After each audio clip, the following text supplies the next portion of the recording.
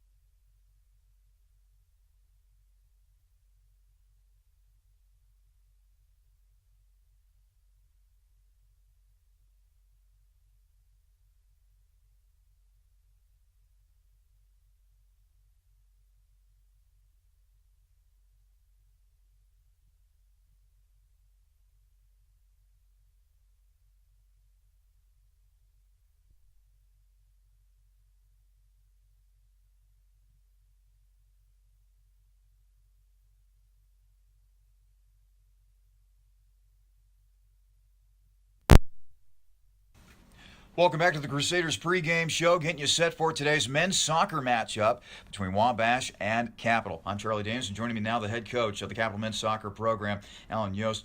Well, Coach, let me first start with a couple of key seniors for your squad. Daniel Boonshoe, Chewy Gordon, Luke Moraes. They all returned this season. They combined for 20 goals last year. What do each of those young men bring to the table? Daniel is forced to run the midfield for us. He's done very well. The bigger the game, the better situation he's done. But he's going to have to, run the midfield for us. Luke Moraes and Chewy, they're going to have to run the front three that we play and that we're going with today. They're going to have to find a way to combine, link up, score goals, and generate goal-scoring opportunities, and maybe just getting assists. We saw last game that didn't end up counting for us. That they did a very good job with the help of Jamie Robson. So, they just need to score goals, and Daniel needs to help us in possession moments and run the midfield. From seniors to juniors, you got 12 juniors on this roster, which means the bulk of this team is made up of upperclassmen. That's going to make you feel good heading into this season. I mean, yeah, I guess. I think so. At the end of the day, everybody has to show up to play. We have some very talented underclassmen too. But to know that these guys have some experience, I think is good. But they need to use that experience, and they need to make sure they're coming off the bench ready to go. It's a hot one today, so I have a feeling we'll be subbing early and often. Trying to keep fresh legs, trying to keep pressure on Wabash because they're a very good team. We do not want to give them time to play. And so hopefully they're ready to go. But having a bulk of my team be upperclassmen, I'm not used to be honest with you. This is the first time I've actually had to deal with this since being at Capital. So we'll see how it goes. Speaking of those experienced players, Greg Knox is back. Tied the single-season program record for assists in a season by a defender with 11 last year. Should we expect more of the same from Mr. Knox this season, or even something even better? Yeah, I mean, he's a captain this year. So being a junior captain, I think he has a responsibility to continue to play the way he has. But as a captain, as a leader, it doesn't change what his role is. We don't want him to change what he's done in the past to try and fit a new role, and he hasn't as of yet. He's going out there and he's just playing. But yeah, the expectations are he helps us on the long throw-ins, generates a lot of assists and goal-scoring opportunities. But he's very good with his feet, very capable, one of our most intelligent soccer players, and handles pressure very well. So I'm expecting him to do what he's always done for us. We're talking with Capital Men's Soccer head coach Alan Yost here on the Crusaders pregame show. Justin Neiswanger graduated, so you'll have a new starting goalkeeper here in 2018. What's been the plan with that position so far? Well, we haven't had a plan because we've been dealing with injuries, we've been dealing with weather, and even today we don't have our starting goalkeeper in, which would be another senior captain, Logan Weedman. So we're going to go with Kyle Moraes, who is a sophomore, played at a very high-level club, is a very good goalkeeper in his own right. I think the fear will come is if he was to take an injury, would we have to make the hard decision to put Logan in injured or go with Pedro in the net? And so, crossing our fingers, we stay healthy. But Moraes is very capable. He's a good goalkeeper, and he's going to be challenging Logan all season long for that spot. I think you'd like to have a senior captain in between the pipes, but it is what it is. Let's now talk about your opponent today, Wabash. 11-6-1 last season, coming off a 2-0 win over Franklin College last Friday. What stands out about Wabash when you watch the film? They have one of the best coaches in Division III. I have the utmost respect for Chris. I'm in tons of committees with him through the NCAA and the Coaches Association. He's done a very good job. They were, pegged as preseason number 4 in the NCAC, which has teams like Kenyon, Ohio Wesleyan, Oberlin, Denison, and the list goes on, DePaul, so on and so forth. So for me, I've even talked to the coaching staff, we have to be on today because when you go up against somebody like Chris, who is experienced, who is very knowledgeable, we have to be sharp today, no question about it. And finally, Coach, you weren't able to get a full game in Friday because Mother Nature got in the way of things. Obviously, it's a hot one today. So the final question from me is, are you just ready to finally get a full game in finally? Yeah, I mean, we were obviously disappointed coming off the weekend. We're up 3-0. Could have been more, would have been more. And to not get that in because we didn't hit the 70-minute mark and we got all the way up to the 50-minute mark is disappointing, but it is what it is.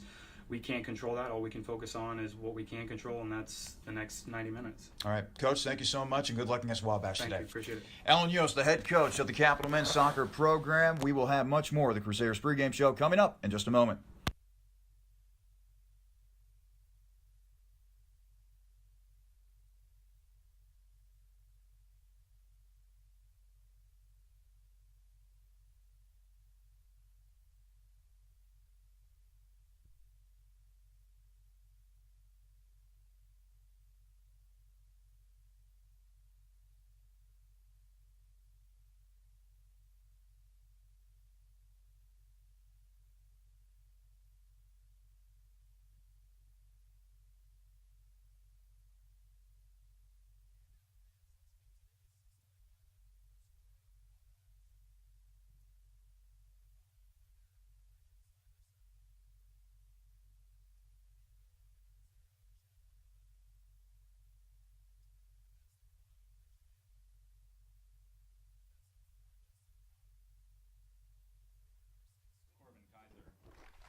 Welcome back to Purmort Field at Bernlohr Stadium, getting you set for another presentation of men's soccer here on the Capital Sports Network. Charlie Danis and Murphy Horning joining you from a beautiful Bexley, Ohio today. White puffy clouds overhead, plenty of sunshine.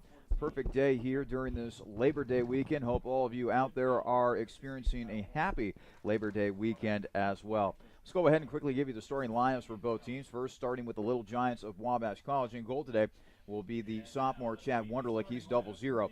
The defender will be the freshman number 1 Christian Ailman. Also at the defender spots will be Justin Kopp and Christian Stuyverson. They will have Corbin Kaiser at forward. Gabriel Aguiano will play in the midfield spot, and another defender will be Michael Tchevsky. And then rounding up the starting lineup for Wabash today will be Cesar Martinez at forward, another defender in Marco Medina, a forward in Jacques Boulet, a senior, and finally number 16 Kyle Holmer. He'll be at midfield. He is a sophomore out of Avon, Indiana. The head coach for Wabash is Chris Keller. Meanwhile, for Capital, in goal will be the sophomore 0-0 Kylo Moraes. His brother will also be out there as well. We'll get to him in just a moment. In the meantime, at defender for Capital is Brandon Wu. At midfield will be Tyler Stills. Jamie Robson will go back and forth between the midfield and the forward spot. Chewy Gordon will be at forward. Daniel Boonshoe will be at midfield. Tyler Wojcik will be at defender. Cole Moskovic will be at defender. Luke Moraes will also be at forward. Greg Knox will be the defender. And Shane Niemeyer will be at defender and also forward in some spots as well. And entering his 7th year as head coach of Capital, that would be Alan Yost. Well, Murphy, you couldn't pick a better day, in my opinion, to play soccer. Now, yes, it is hot, it's humid, and they have to drink a lot of fluids today, obviously, to keep healthy. But this ought to be a very good game. We'll get to Murphy in just a moment, but in the meantime, we have to pause for the playing of our national anthem.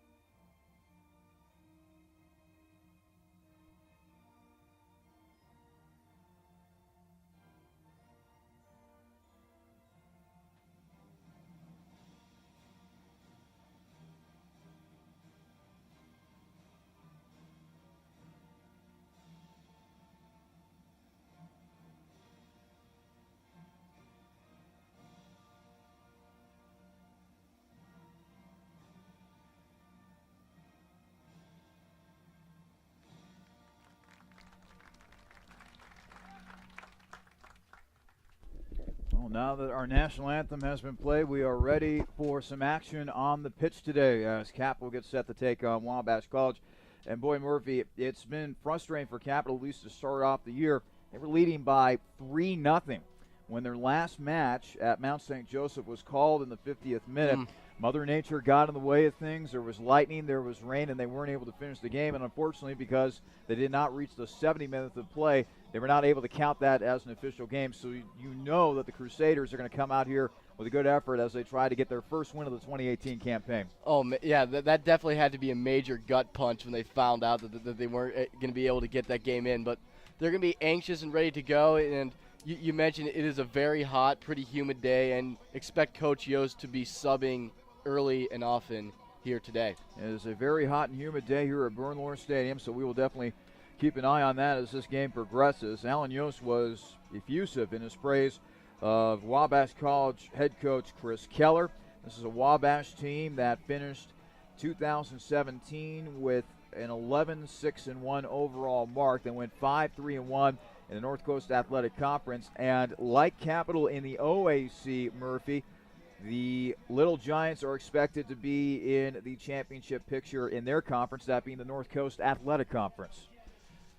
Yeah, these two teams probably don't see each other this often, but this should be a very good game. And about Coach Keller, Coach Yost did speak very, very glowingly of him. He does serve on several NCAA committees with him. So, these are two very good teams.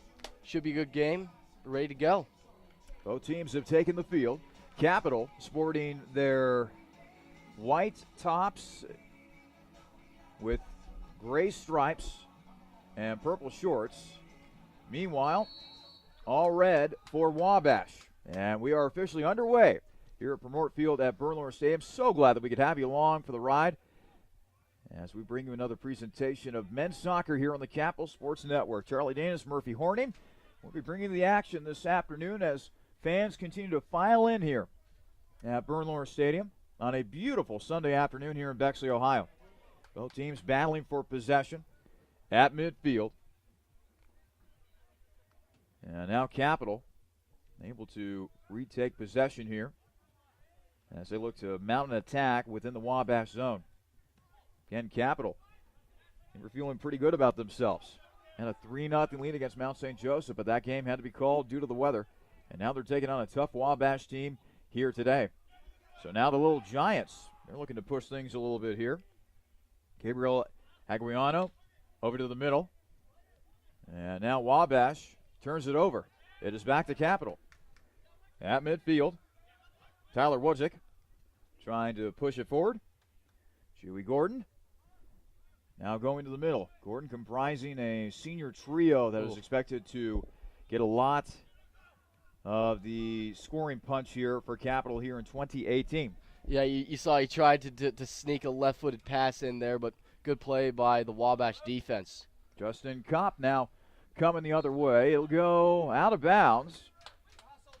Yeah, just a stride or two behind the ball, and Capital will get a throw-in. Capital will get a throw-in on the near side as Tyler Stills will simply kick it forward. Out to meet the ball is Jamie Robson. Robson trying to find some running room. Now he gets tripped up. And winning that battle that time was Christian Illman, the freshman defender from El Paso, Texas. As the ball now is batted up in the air near midfield. There's a mad scramble for it. And now a nice slide tackle that time by Capital's Tyler Wojcik, the 6', 160-pound junior from Beverly Hills, Michigan. I've heard of Beverly Hills, California. I've never heard of Beverly Hills, Michigan today. Yeah, neither have I, but pretty physical start throughout the first 2.5 minutes here, and let's see if this continues. These are two teams that like to play a physical brand of ball. As we mentioned at the top, both teams picked to finish third in their respective conferences. Wabash coming out of the North Coast Athletic Conference. Capital, meanwhile, coming out of the Ohio Athletic Conference. As that ball is headed out of bounds, and this will be a throw-in for Wabash on the near side.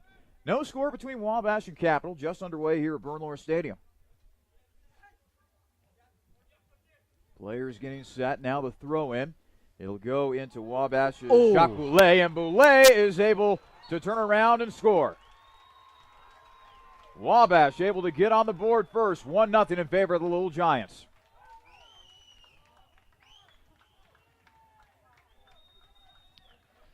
Yeah, strong throw-in, and Boulay was in the right position. He kicked it into the goal, and just like that, the Little Giants strike first. Sometimes it's all about positioning right there, and the throw seemed like from the near side was on target.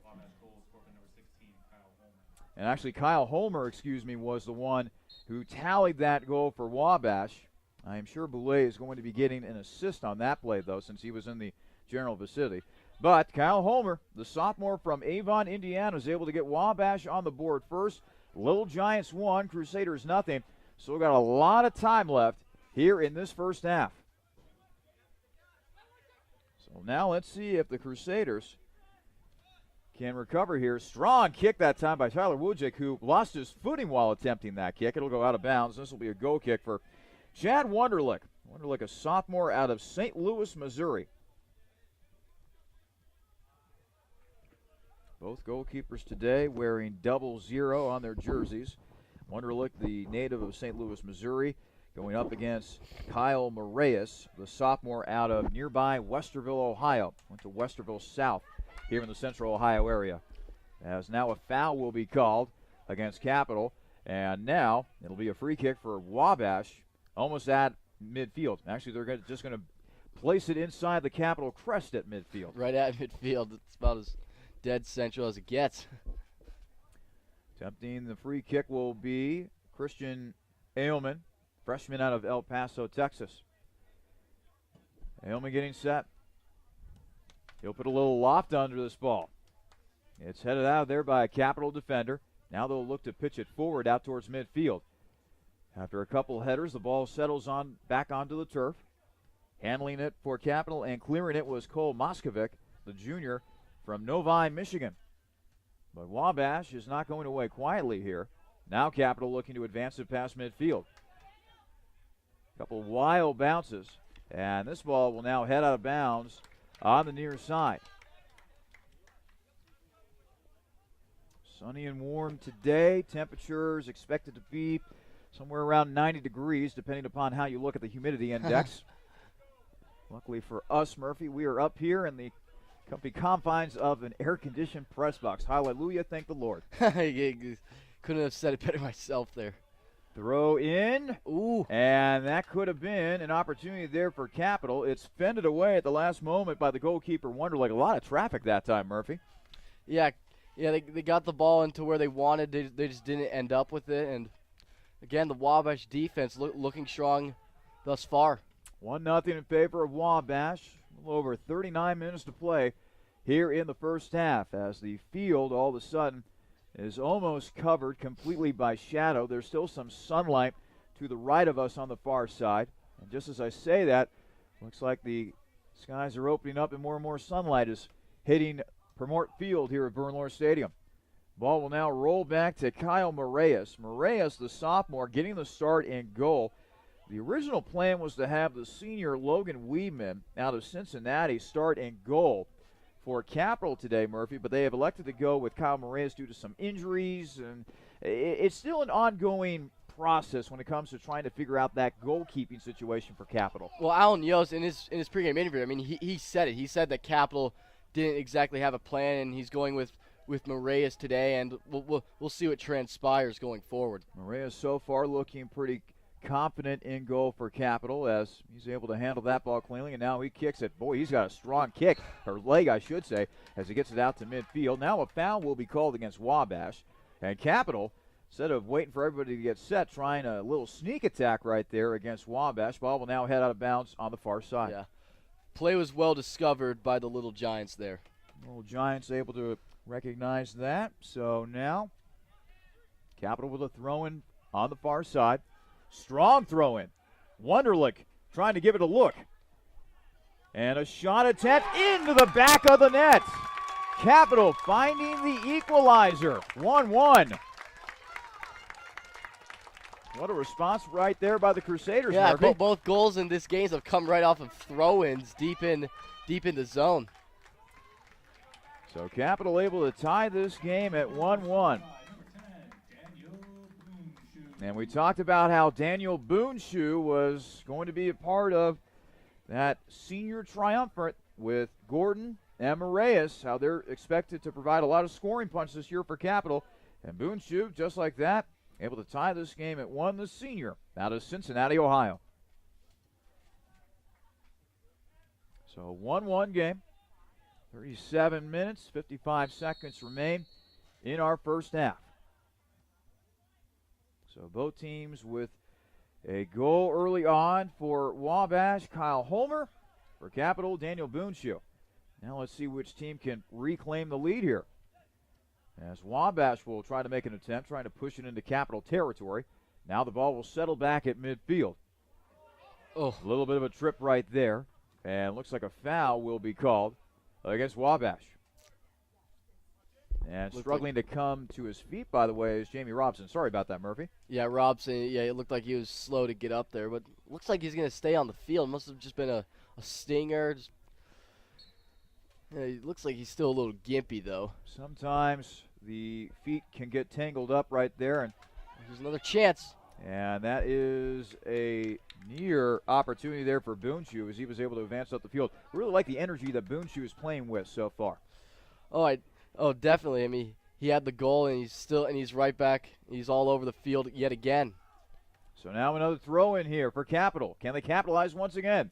And this time, that would be a no, as Wunderlich is able to sky and catch the ball with ease. And he'll immediately get it out to one of his teammates, Cesar Martinez, although Martinez nearly turned the ball over that time. Now it's kicked out to midfield, and the Cap back line will have to field this ball. It'll be kicked back to Cole Moskovic. Moskovic going over his options now. And instead of pitching it forward, he'll just pitch it right backward to one of his teammates. Over to Brandon Wu now. Wu trying a little give-and-go action on the near side, but Wabash had that solved defensively. And now Wu trying to get position. Did an awkward turnaround right there and stumbled a bit, did Wu. And now Wabash looking to advance here. Jacques Boulet Stays in bounds. Able to keep that ball in bounds by a little sliver right there. Now it's sent down the near side, back into Wabash territory. Chewy Gordon giving chase for Capital. And now Gordon is going to be charged with a foul. And that will get a collective moan from the Capital faithful here at Bernlohr Stadium, to say the least. Yeah, fans don't like the call, but I love what I've seen the past 5 minutes from Capital. Capital, they've definitely been carrying the play in the Little Giants zone. Now back in the Capital zone. 35-20 remaining in the first half. 1-1 between Wabash and Capital. Boy, it's already been an exciting first half from a scoring standpoint. It's kicked back to Brandon Wu. Wu will set a lone line drive into the middle. Handling it is Chewy Gordon. Gordon looking to shoot. Wunderlich not able to make this, able to make the save, but a rebound opportunity right there for Capital. But Wabash is able to clear. Good shot attempt, though, by Gordon. And now Moskovic getting it back for Capital at midfield, passing it back to Tyler Stills, who will look to make a play there in the middle. Now they work the ball on the near side. Back to Wu. He'll go back to one of his backline teammates right there, Moskovic. And now they'll do the smart thing and just kick it back to Moraes. Capital backline doing a little bit of a hot potato right here as they just continue to pass and pass and pass. Back to Moskovic now. Cole still going over his options. I like how Capital is taking their time, making sure that they're trying to make the right pass right here, Murphy. Yeah, a lot of patience, but the turnover there. But overall, I liked what I saw in that last sequence. Gabriel Aguiano trying to pass it in the middle now on the near side. Boulet, I think, losing it out of bounds. Now it'll be a quick throw in for Capital. Boy, neither team, as a foul is called against Wabash. I think we're going to see a card here, and yep, we do. Yellow card on Jacques Boulet, senior out of Indianapolis, Indiana.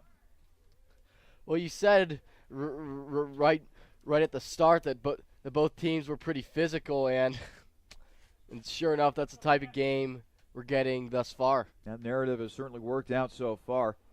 And before that foul was committed, I was going to say, Murphy, neither team really waiting when it comes to those throw-ins or those free kicks. Once you get the ball, it is get set, get ready, go. Yeah, particularly in that one instance when Capital tried the sneak attack, but Wabash had that right discovered. So both teams are playing each other's game. Teams line up very well. Another shot attempt right there by Gordon, but it wasn't able to get through. Went off the backside of a Wabash player.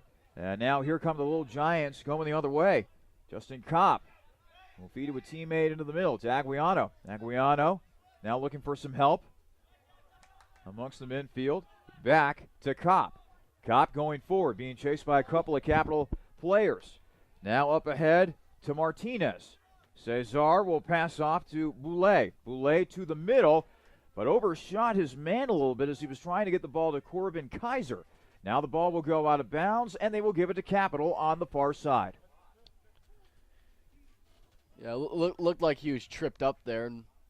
Not specifically sure if they called a foul there. They say it went off of Wabash. So Capital will get the ball back here. 32.5 to play in our first half. Capital 1, Wabash likewise. Goals by Kyle Holmer for the Little Giants and Daniel Boonshoe for the Crusaders. That makes up the scoring today as the low line drive is collected by Chad Wunderlich. Wunderlich will now punt it out towards midfield. Ball headed up in the air a couple times. Now it comes back to the turf. Wabash looking to get back possession, and they do. Aguiano trying to push it down the far side, but Capital meets them defensively. As Greg Knox, who we talked about on the pregame show, junior defender out of Oxford, Michigan, doing some work down there for Capital, set the single-season record for most assists by a Capital defender just this past year. And Coach Yost is hoping that he can do more of the same from an offensive standpoint while also providing some very solid play on the back line for this Crusader squad. Now they go to the middle. Ooh. And another attempt. As Jamie Robson was trying to get turned around there but wasn't able to fully do it, which held up his shot. And let's see here. They will give the ball back to Capital. Looks like a foul is going to be called against Cesar Martinez.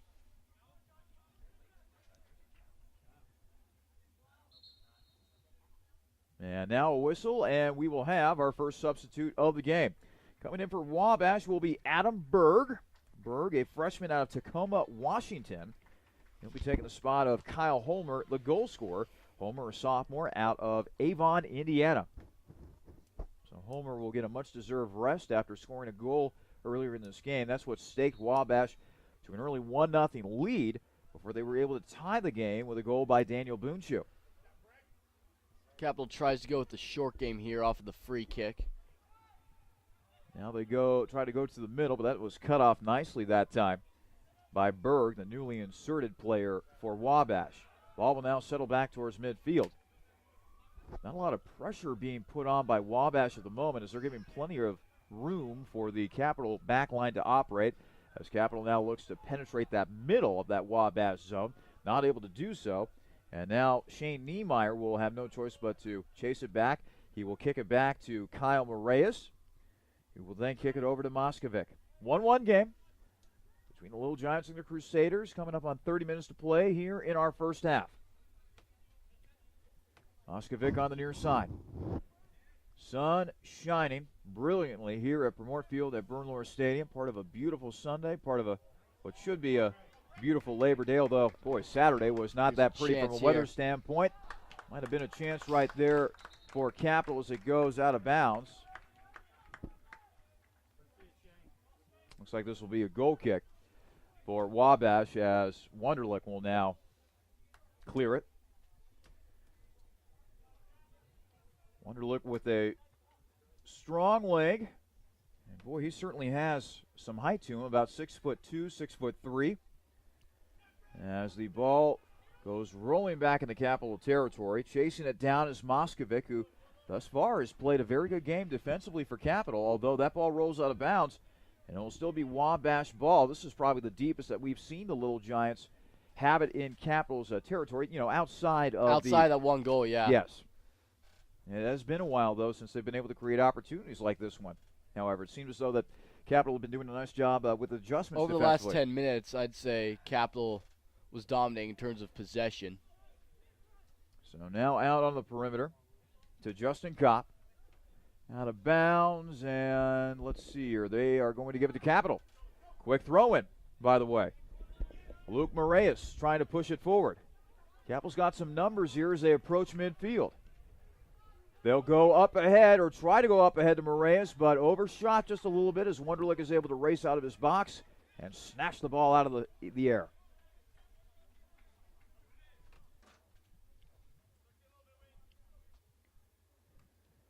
High kick up in the air. Headed, and now Wabash back in Capital territory. However, as I say that, Tyler Stills promptly sends it back to Wabash territory. Boy, the way the ball is going back and forth, you'd think that this was a massive game of volleyball.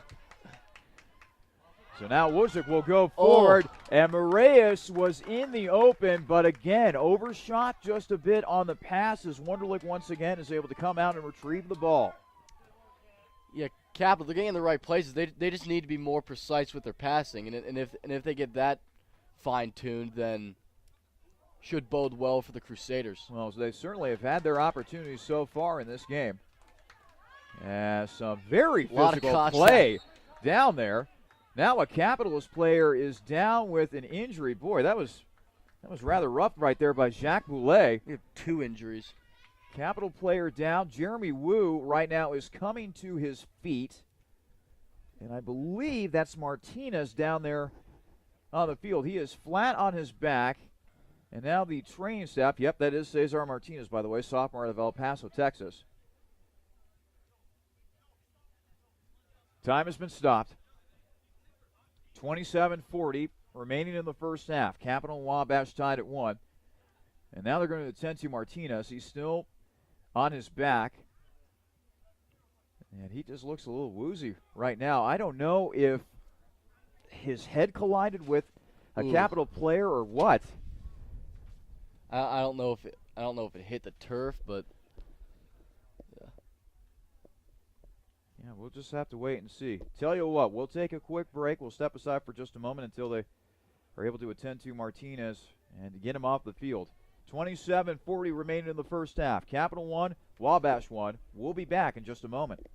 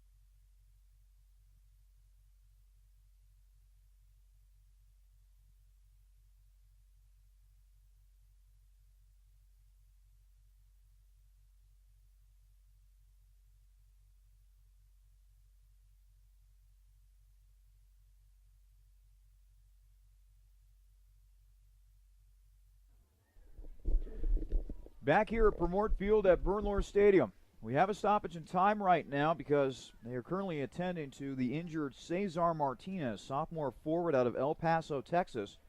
27:40 remaining in the first half of a 1-1 game between Wabash and Capital. And so far, Murphy, there's no way to sugarcoat it. This does not look good as Martinez. He's still not moving his legs. He is sitting up, however. That is a very good sign. I did see him moving his arms, and that's definitely a good sign, but you hate to see something like this happen. Martinez going down on a hard collision. Don't know if his head hit the turf, if it had been a collision with a Capital player. But let's be honest here, Murphy. We were expecting a physical match between both of these teams, as it looks as though they will finally get Martinez to his feet. And he's still a little woozy. Looks like he's going to need some help getting off the field. The crowd here at Bernlohr Stadium giving him a nice hand, by the way, after he's able to get up. But we were expecting a very physical game, and so far, that has been the case. Yeah, definitely. And both of these teams, they have very similar philosophies from what I've seen. They both play a physical game. They both love to play up-tempo, and you saw when Capital, they tried to do that sneak attack. Wabash had that well discovered because that's the same game that they play as well. So Martinez has been taken off of the field. Coming in for Wabash is, well, let's see here. Adam Berg had already checked in. Christian Stuyvesant, meanwhile, will be taking a free kick for Wabash. This is set at about, well, if we're going off of the numbers usually used for football games here at Bernlohr Stadium, it'll be set at about the 26-yard line or so from the near side. 36-yard field goal. That's a good way of putting it. Tricky bounce right there, but Kyle Moraes is able to handle that very nicely. Nice play by the sophomore. So Moraes is able to handle that one very cleanly. So far, he hasn't had a lot to worry about today outside of that one goal that he allowed to homer earlier in this game. That's only been the only shot. That's only been the only shot on goal for Wabash so far. Meanwhile, for Capital, they have 3 shots. 2 of them have been on goal, and one of them, luckily for them, has found the back of the net as that ball will go out of bounds. And I think that also happened to go over the fence. You may be seeing on your screen as you're watching this game, there are residential houses right there on the other side of that fence. No on the far visiting side of the field. bleachers here at Bernlohr Stadium. So now both teams getting set for yet another important throw-in. As the clock continues to run here, referee making sure that all the players are accounted for or in the correct position. Throw in for Capital from the far side. Good trajectory, a header, and the Crusaders get another goal. Man, those throw-ins have been money for Capital today. They got one in this match earlier, and now they get another one with just over 26 minutes to play in the first half.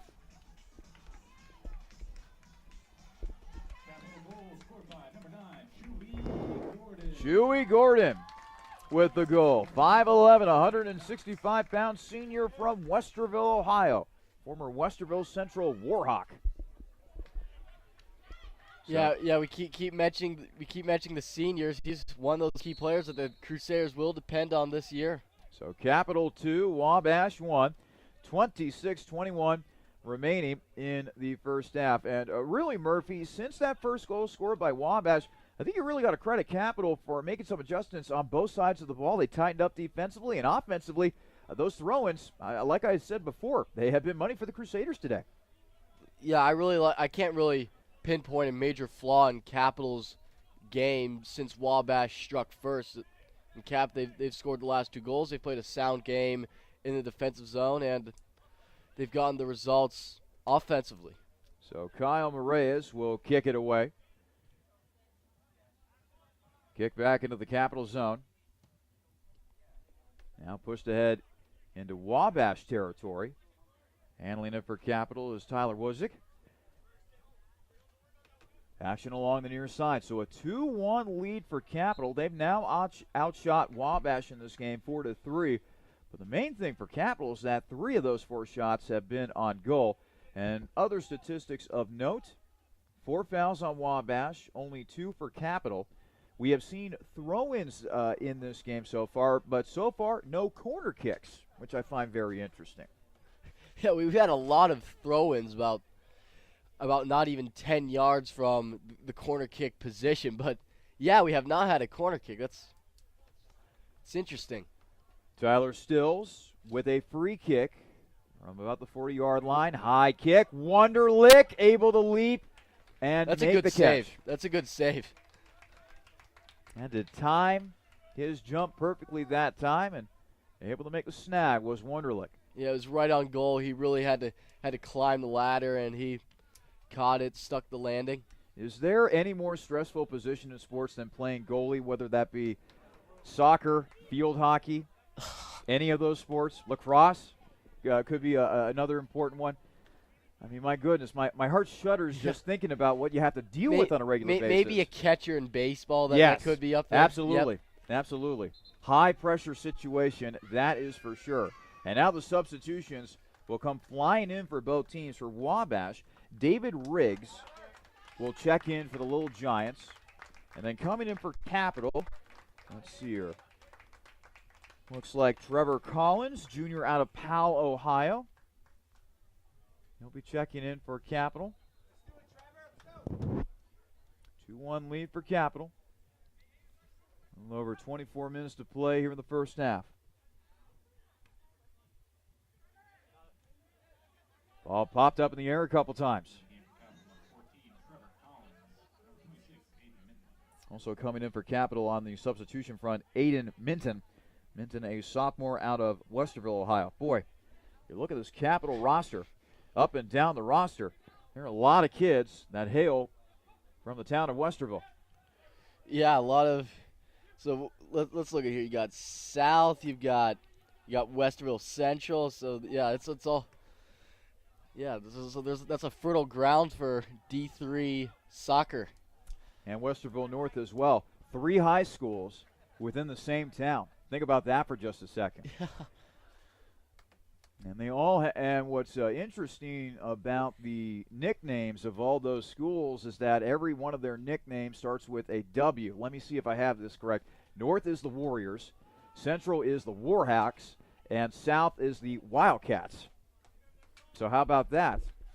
I know for a fact that South is the Wildcats. The other two, I'm not sure.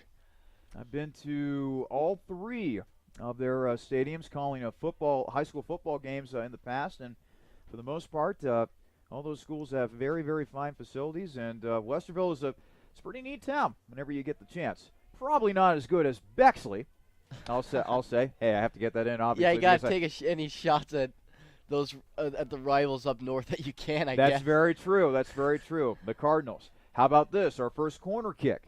This will be taken by Wabash. A header that will go way over the crossbar. This will result in a capital goal kick by Moraes. Not a lot of trajectory on that goal kick right there. It was a pretty low kick. It was probably even with the crossbar, and it was into traffic, and it was headed over the goal. So now 22 minutes remain in the first half. Capital 2, Wabash 1. Capital's outshot Wabash 4-2 in this affair. A non-conference matchup between teams from the North Coast Athletic Conference and the Ohio Athletic Conference. Wabash and Capital picked to finish 3rd in their respective conferences. Otterbein named the preseason favorite in the OAC, followed by John Carroll. And then you have Capital at 3rd, but rest assured, Crusader fans, Capital will be in that championship discussion for much of the 2018 season. Heck, in the team preview that was posted on athletics.capital.edu, Coach Yost talked about the fact that this program has reached the point where not only do they expect to win Murphy, but they expect to get big wins against big-time opponents. Yeah, we've mentioned this several times. The expectations here are probably higher than they've been for a pretty long time. They have 11 juniors, several seniors, a lot of experience on this team, which has a good track record. 2017 was a heck of a year for the Crusaders. Qualified for the NCAA tournament. First Capital team to win a tournament game. It's pretty heady stuff for this program that slowly but surely has grown into a standout program under 7th-year head coach Alan Yost. So now the ball is back at midfield. Capital 2, Wabash 1, approaching 20 minutes remaining in the first half. A first half that I'd say the Crusaders would definitely be very proud of. Again, this is a team that had what looked like a big victory under their belt against Mount St. Joseph, but that game got rained out. Well, actually not rained out, but more like lightning out, if that makes sense. Yep. Mother Nature certainly got in the way of things on Friday night. What's frustrating is that Capital had a 3-0 lead against Mount St. Joseph, but because they did not reach the 70th minute, according to the rule, you must reach the 70th minute in order for a match to become official. And that was not the case, so Capital had to be forced to take the cancellation and take a potential win off the schedule. Now, who knows? Mount St. Joseph, they might have a good year. They might not have a bad year, but when you think of men's soccer at Division III, it's not a completely lost cause that you weren't able to get a win over Mount St. Joseph. The best thing, Murphy, that Alan Yost can do with this club he's got here at Capital is just move on and try to get more wins as the season progresses. And it looks like so far through the first 25 minutes they're doing that today. They're playing very aggressive in the offensive zone. They look like a team that was for the time being robbed of a win on Friday. They've taken that frustration out on Wabash so far. High kick, nowhere near the goal that time as Moraes will let it sail out of bounds. And now a couple more substitutions here for Capital. Coming in for the Crusaders, Tristan Bentley, junior out of Cincinnati, as well as Matt Shepper, 6'2" sophomore out of Cincinnati. So either this team has kids coming out of Westerville or kids coming out of Cincinnati, but then again, Those are two places that tend to produce some very, very good soccer clubs, a lot of club teams as well. And now we will have a timeout. Now, why, you may be saying, are we having a timeout? Well, it's hot, it's humid.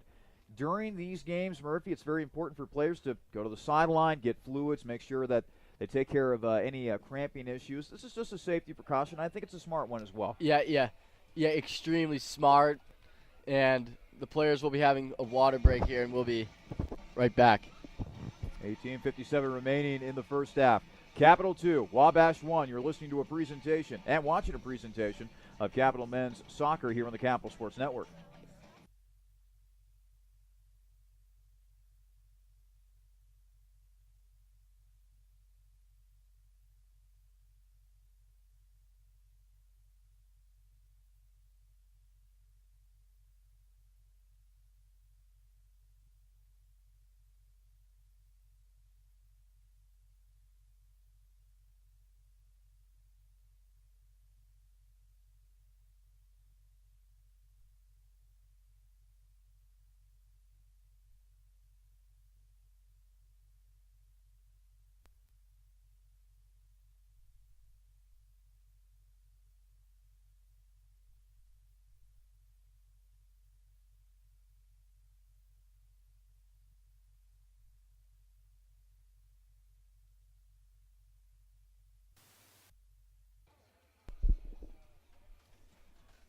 Back here at Bernlohr Stadium, 18:57 remaining in our first half. Capital 2, Wabash 1 after a well-deserved water break for each team.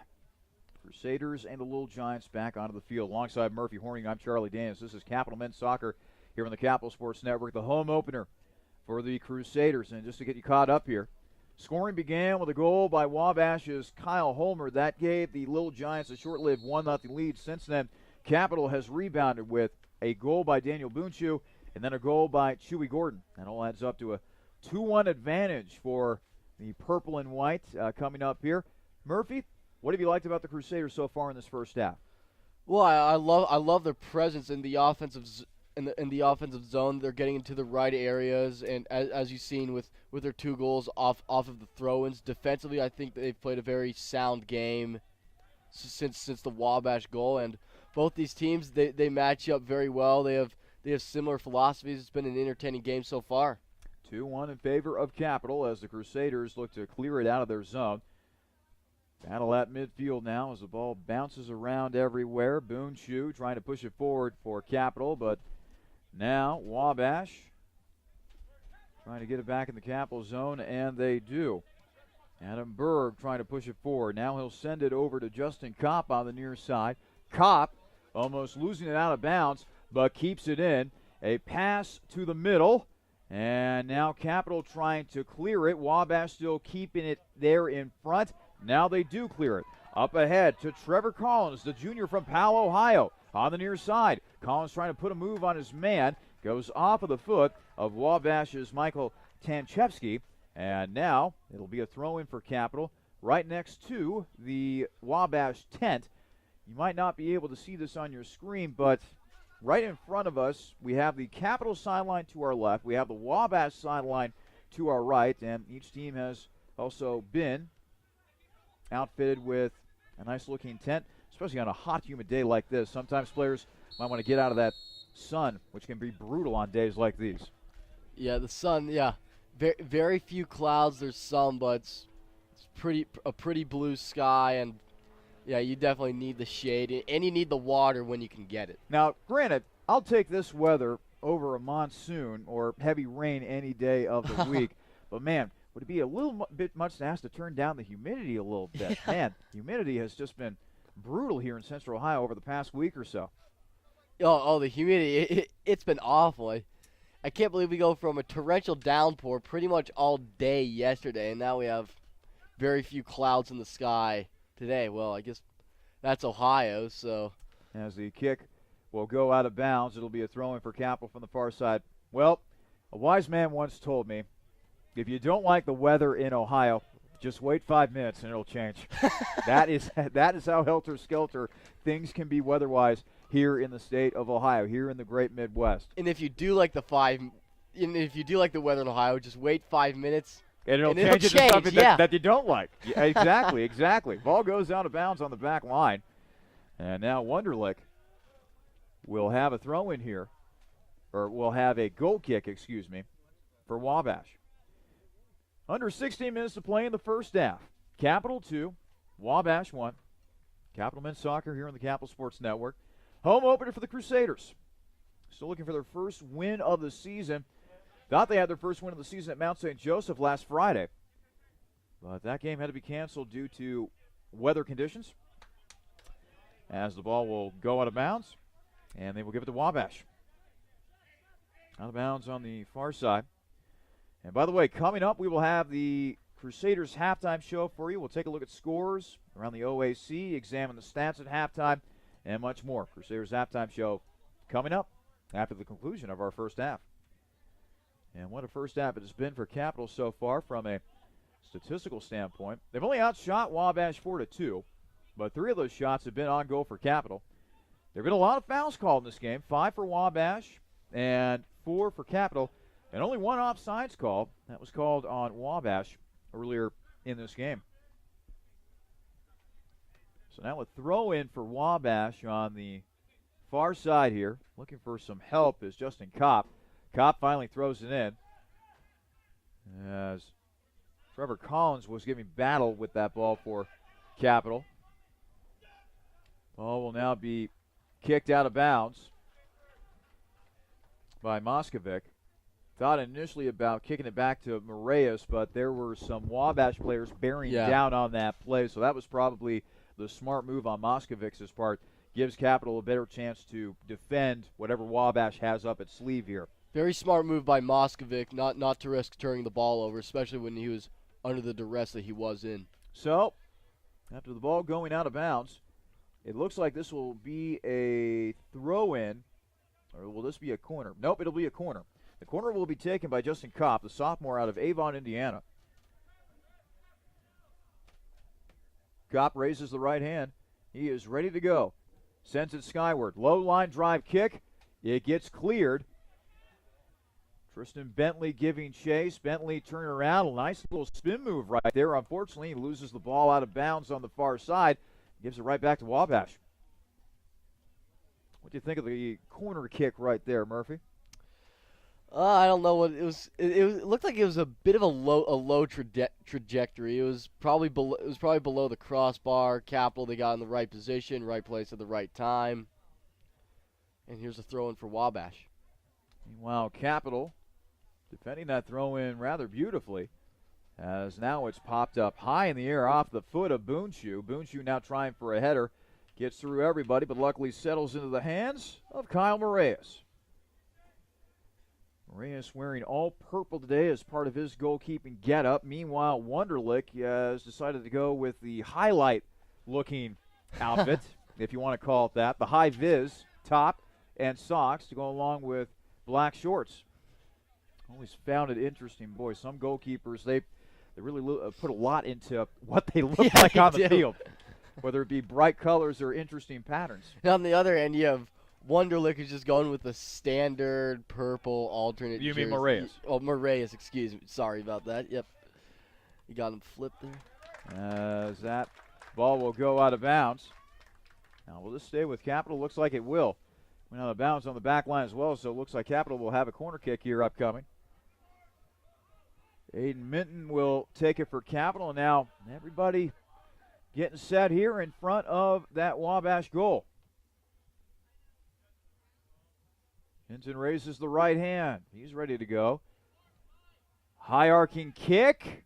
A header, and Wunderlich with the save, and then booted out of there at the last moment by the Wabash defense. Now another kick, and that is over the crossbar. Boy, had a lot of power below it, but Wunderlich able to avert disaster that time as he gets set for another goal kick. Yeah, that was probably Capital's best chance since their second goal. Wunderlich had to make a nice save there, and then it had the chance right outside of the box and was blasted right over the crossbar. Wunderlich will now send it skyward. Like Moraes, he's got a strong leg, sends it out towards midfield. Now it is being popped up in the air. Shepard Kicking it around as Capital continues to work it on the far side. Sun continues to go in and out here at Purmort Field as it's starting to come back in. As that ball will head out of bounds, and now another player will be coming in for Wabash. Joshua Scott, the freshman out of Niles, Michigan, making his first appearance, taking the place of Gabriel Aguiano, junior out of Hammond, Indiana. 2-1 lead for Capital. 10.5 to play in our first half. Capital looking to finish this first half strong. As now a little bit of a mix-up there on the far side. I don't know if Wabash knew which player was going to throw the ball into or what, but it was immediately going out of bounds. And now let's see if Capital can take advantage of that mistake by Wabash as ball continues to be hit around on the far side. Before the throw-in for Capital, another substitution. Nick Scarfenberger, sophomore out of Louisville, Kentucky. Substitute for Daniel Boonshoe, who played a very nice first half and gets a very much well-deserved breather on the Capital sideline. So another throw-in here for Capital. This has some loft and right into the hands of Wunderlich. Boy, Capital has been on point with these throw-ins, and the headers have been equally impressive for the Crusaders. Yeah, there's almost it was deflected on the way, but there's pretty much a direct line between the point of the throw-in and to Wunderlich there. The throw-ins have been very key in this game, resulting actually in both goals for Capital today. Both goals being scored, well, let's see here. One goal being scored by Chewy Gordon, and another one being scored by Boonshoe. As now we are under 9 minutes to play here in the first half. Again, coming up at the half, Crusaders halftime show. We'll take a look at scores around the OAC, examine the stats, talk about what took place in the first half, and get you ready for the second half of today's men's soccer match between Wabash and Capital. So far, it's been a good day for the purple and white, and they hope to carry that through for the rest of the game and hopefully pick up their first win of the 2018 season. Meanwhile, out of bounds. Looks like Wabash will keep possession.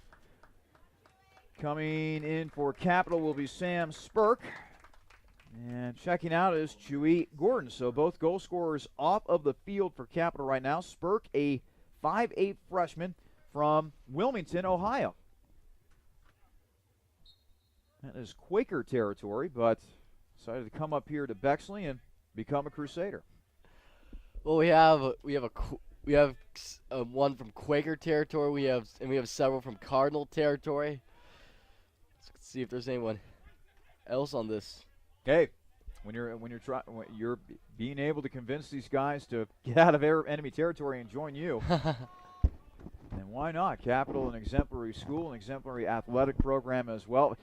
And when you have one, like Capital has over the last couple of years, Murphy, why not join an outfit like Capital, you know?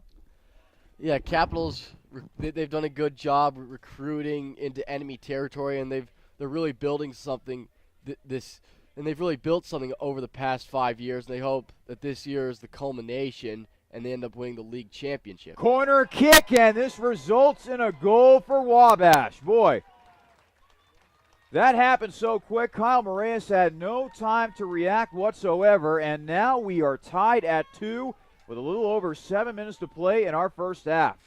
That was quick. Perfect line drive corner kick right there, and the Little Giants are able to capitalize. Wabash goal scored by number 8, Michael Tanchevsky, the junior from Crown Point, Indiana, is the guy that ends up putting it in the back of the net for Wabash, and once again, we have ourselves a tie game, 2-2.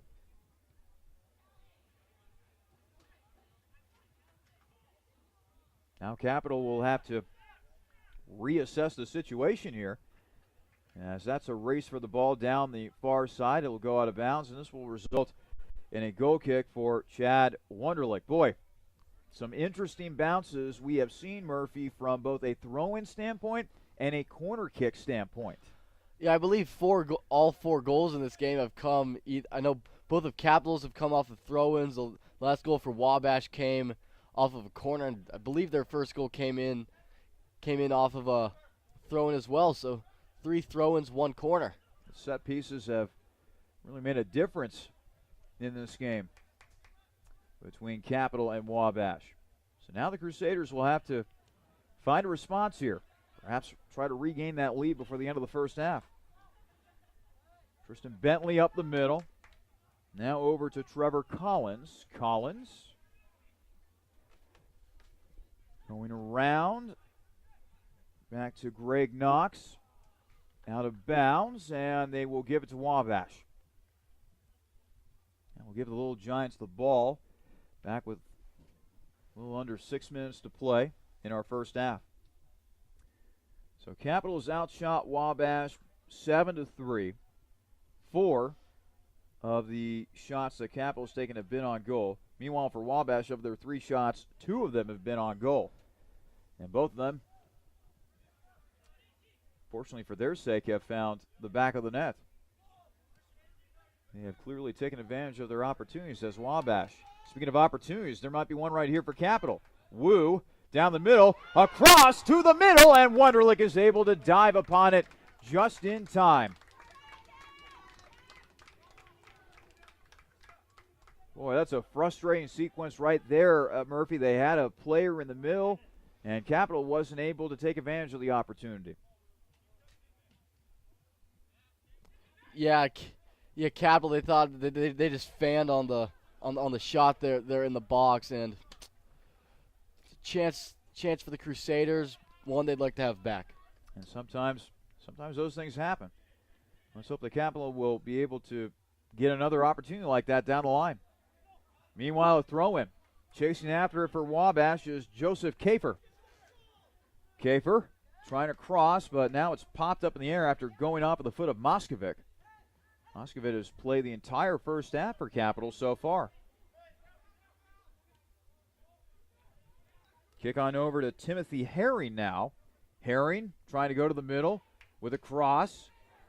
Player tripped up. Foul will be called against Capital. Taking the tumble that time was Adam Berg. And so now Wabash will have a free kick. Again, going off of the numbers, if we were playing a football game here at the stadium, let's see where the ball will be placed. It'll be placed at about the 15-yard line or so. Now a wall will be put up for Capital here, and a golden opportunity here for Wabash to retake the lead.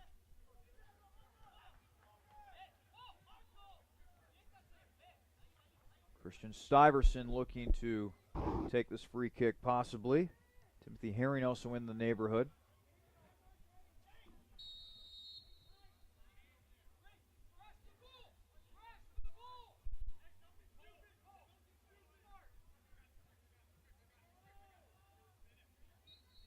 Everybody being set up and ready to go.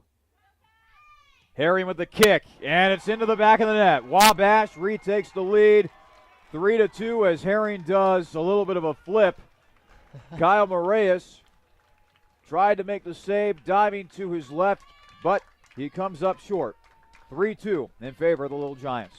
Yeah, that was probably the best celebration I think you'll see all day. But the shot, it was right on line. It was in the corner. Just great execution by Herring there. Herring, a freshman from Jacksonville, Florida, giving Wabash a 3-2 lead with 3:15 remaining in the first half. And you can kind of start to see the body language a little bit here for Capital. Boy, it was brimming with confidence early on here in the first half, especially after they took the 2-1 lead. But since then, Wabash with 2 late goals here in the first half. And now the momentum has swung in the favor of the Little Giants. Yeah, not as Capital. They're not as confident, not as aggressive as they were in the earlier parts of the first half compared to now. So now a foul will be called against Capital, as Wabash will get a free kick at about the 10-yard line or so to our right. 2:44 remain in the first half. Wabash 3, Capital 2. And again, Wabash taking advantage of the shots that have been given to them. They've only had 4 shots in this match so far, but 3 of them have been on goal, and all 3 of them that have been on goal have found the back of the net. That is what you like to call being efficient, as that ball is headed up in the air. Taken off the chest of Christian Stuyvesant.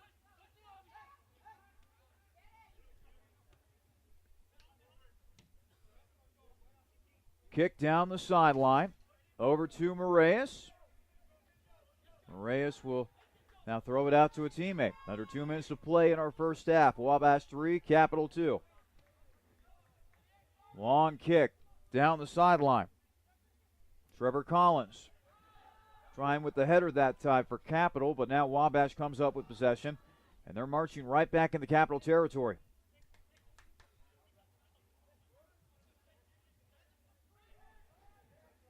Dribbling around is David Riggs. Riggs now over to Arrojo. Javier Arrojo, sophomore out of El Paso, Texas. Ball now kicked out of bounds. Went off the foot of Coach Yost. He was able to handle that, though, like an old pro. Minute 15 remaining now in the first half. Capital looking for one more scoring opportunity here before going to the locker room to talk strategy at the half. Ball kicked to the middle. This will be kicked now out back to midfield. 1 minute remaining in the first half. 1 minute remaining now in the first half.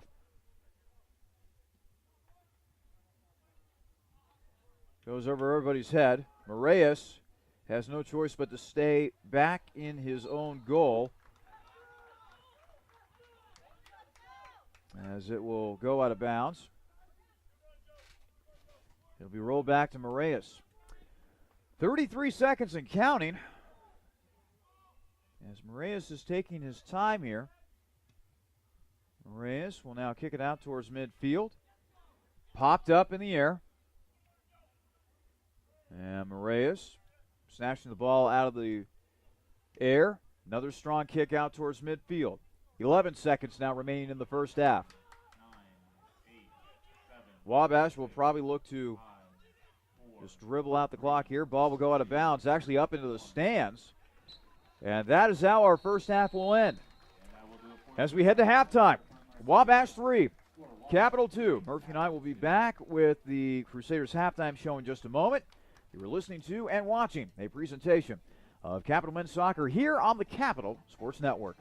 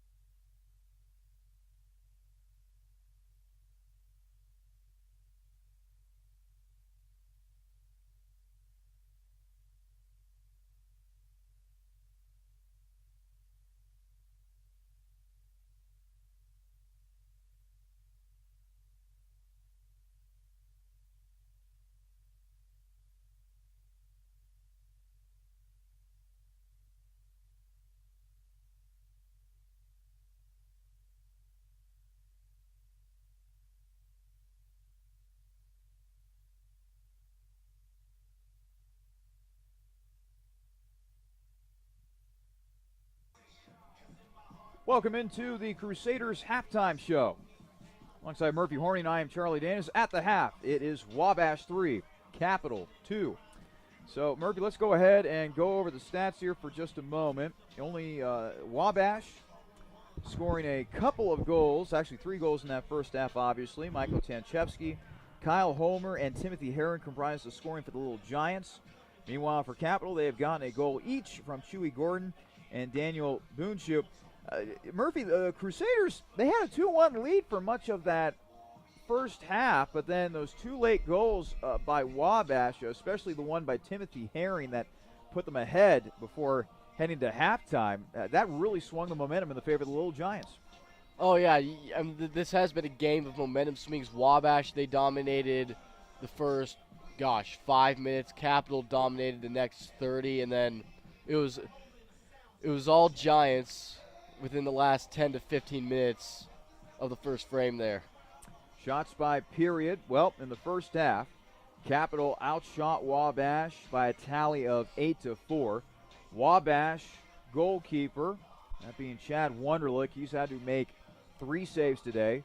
Capital goalkeeper Kyle Moraes was not credited with a save in that first half. Wabash with 3 corner kicks, Capital with 1, and finally fouls, about even for both teams. Capital 6 and Wabash 5. Scoring started with Kyle Homer. He scored in the 3rd minute of play off an assist of Jacques Boulet. That gave Wabash an early 1-0 lead. Capital then countered with a Daniel Boonshoe goal that came in the 7th minute of play. That was an unassisted goal for Boonshoe. Tied the game at 1 before Capital was able to take their first lead of the game 2-1, thanks to a goal by Chewy Gordon in the 18th minute of play off an assist of Greg Knox. But then Wabash was able to come back with 2 goals late in the first half. First, Michael Tanchevsky with a goal in the 37th minute off an assist by Austin Kopp. And then finally, Timothy Herring off of a free kick in the 41st minute of play. That has allowed Wabash to possess a 3-2 lead at the half.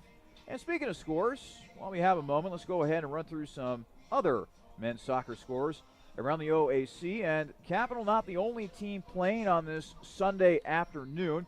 In fact, we have a whole bunch of finals to pass along to you. Earlier today, Mount Union blanks Case Western Reserve by a score of 1-0. Poor Cincinnati State. They got their bell rung today by Ohio Northern. Polar Bears 9, Cincinnati State nothing. John Carroll 6, Denison 1. Boy, that is a big-time score there. Denison usually has a pretty good program coming out of the NCAC, but they were not prepared to take on the Blue Streaks of John Carroll today, apparently. And meanwhile, final in overtime. Marietta triumphs over Wittenberg by a final of 1-0. The only other game that's being played at the moment, they are in the second half at Transylvania. The Cardinals, the team that was picked to finish first in the OAC this year, they are currently in a scoreless tie with Transylvania. We'll take another quick break. When we come back, we'll get you set for the second half. It is Wabash 3, Capital 2 here at halftime, here at Purmort Field at Bernlohr Stadium. You're listening to and watching a presentation of Capital Men's Soccer here on the Capital Sports Network.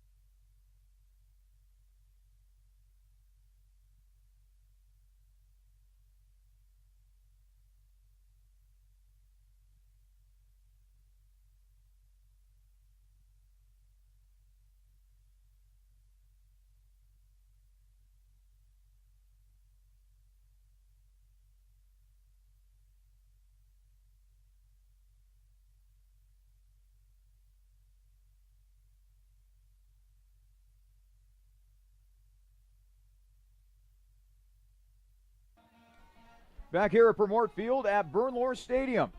Coming out of halftime, it is Wabash 3, Capital 2. This is a presentation of Capital Men's Soccer here on the Capital Sports Network alongside Murphy Horning. I'm Charlie Danis.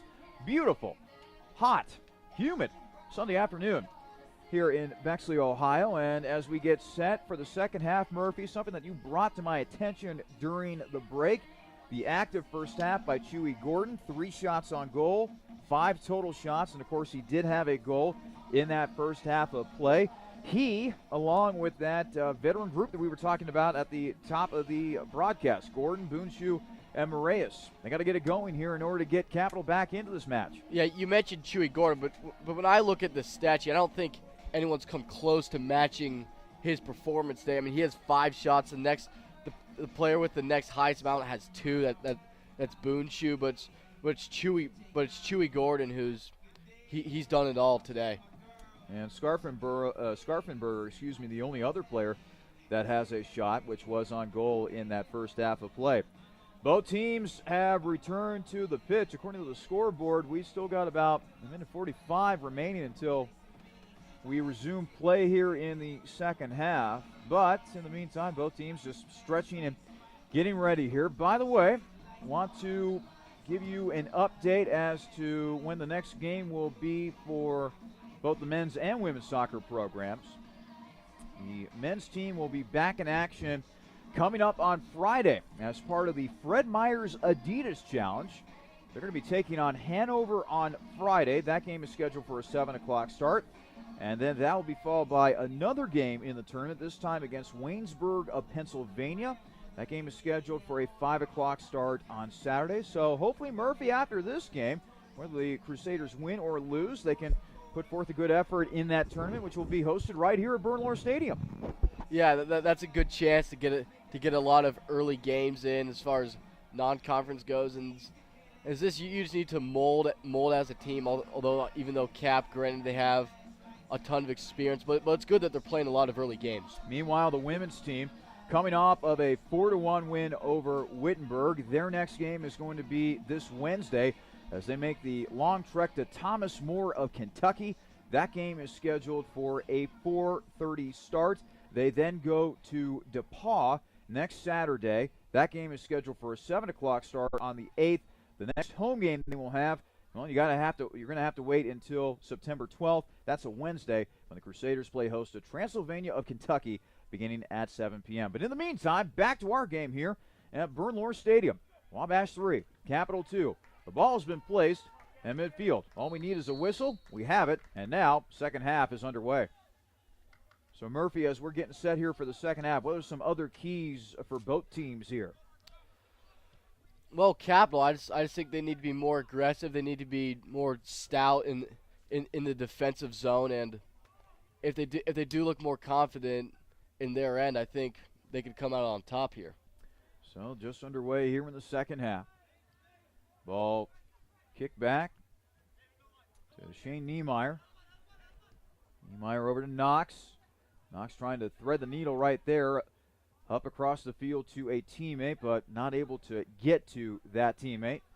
So now Wabash trying to go the other way. It's going to be important for Capital to stay strong on that back line. They let too many balls get behind the defense that time, and that really put Kyle Moraes, a sophomore, making a start here today for Capital in goal, really put Moraes in a tough situation.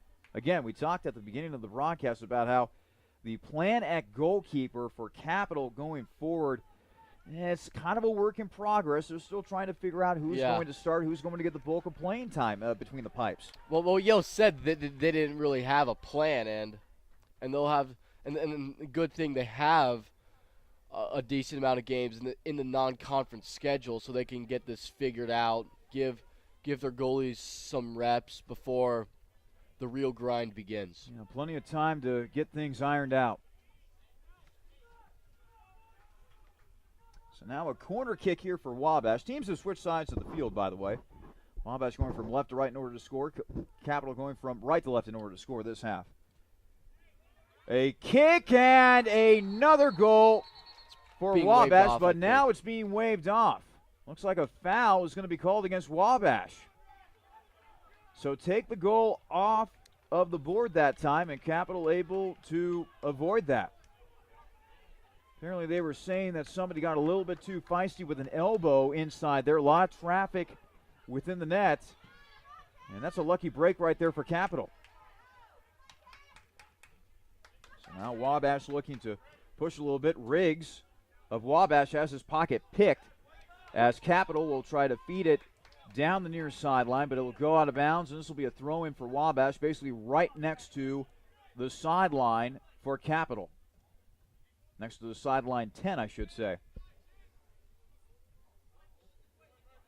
Throw in. Ball kicked up in the air. Now this one will go out of bounds. It'll be a throw-in on the near side, look like by Capital. Greg Knox, junior defender.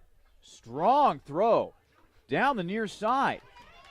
Took a nice bounce off a noggin of a Capital player. Giving chase for Capital is Jamie Robson. Ooh. Across to the middle, a shot, and a goal for the Crusaders. Tied at 3. What a swing and momentum. After Wabash thought it had another goal, that goal taken off of the board due to a foul called against the Giants, and then Capital comes right back on the other end to knot this game at 3. Wow, tables completely turned in the span of a minute there. That's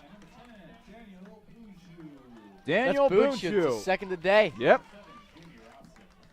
2 goals for the senior from Cincinnati, Ohio, former Walnut Hills product. And now it's a 3-3 game between the Crusaders and the Little Giants. Sometimes games can come down to key calls, and boy, put a star next to that goal that had to be taken off the board due to a foul called against Wabash on the corner kick. Instead of Wabash possessing a 4-2 lead, now this game is tied at 3. Ball kicked back to the goalkeeper, Moraes, and now he's pointing to his teammates, letting them know where to go. As Moraes will now simply roll it out to his teammate Niemeyer, the sophomore out of Bellbrook, Ohio.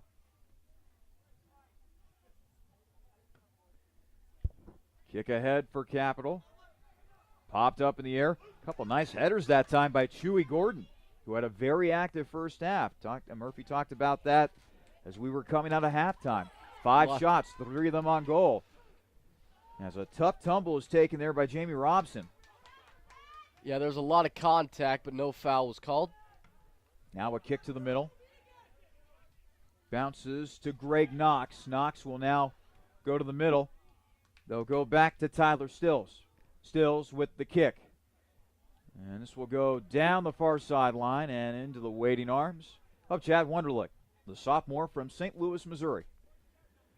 So a little over 40 minutes remain in the second half, and boy, what a start it has been. As Capital has tied this game 3-3 on another Daniel Boonshoe goal, his second of the afternoon. Ball will go out of bounds. And a throw in here upcoming for Wabash.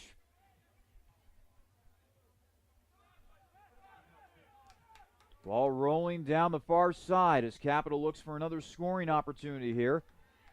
Ball stays in bounds, and now they're going the other way. Leading the charge for Wabash is Timothy Herring. Herring will now let his teammates catch up. High arcing kick. Boy, he overshot everybody on that kick that time, did Herring. As the ball will go out of bounds, and they will give it to Wabash. Apparently it went off the foot of Capital's Greg Knox. So it'll be a throw-in here for Wabash. And how many times have we said already today the throw-ins have been key for both teams? Here we go. So now Christian Stuyverson. You set the throw-in in. Stuyverson, high arcing throw, and not able to find a Wabash player of any kind, as this will be a kick out, but now a foul will be called against Capital. Going down to his back that time was Joshua Scott, the freshman out of Niles, Michigan.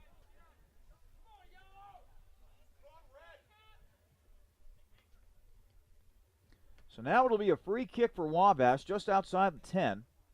They had a goal in this similar situation near the end of the first half, and here we go. So now Christian Stuyverson will take it. No, actually, I take that back. It's Herring, the same man who took that set piece. Here we go. This is the exact same situation. So now let's see if Capital can defend this similar play a little bit better than they did the last time. Last time, Herring attempted this shot, scored a goal, and did a backflip. Whistle sounding. Herring behind the ball. A wall has been created by Capital. Herring with the left foot. Shot over the crossbar. Out of bounds and a goal kick for Kyle Moraes. Just a little bit too much oomph behind that kick. Yeah, it looked like he was trying to shoot into the same portion of the goal they did. They did the shot that gave Wabash the lead at the end of the first half. This time, it was way too high. If there is one sport that depends upon angles more than the game of soccer, I don't know what sport that is. No, especially on kicks like that. You have to be able to thread the needle, put it into the corner, past the goalkeeper. Otherwise, you're not going to have success on set pieces like that. So that ball will go out of bounds, and then we'll give it to Wabash. Wabash and Capital tied at 3. A little over 37 minutes to play here in the second half. Wabash with the throw-in, but it finds the foot of Robson.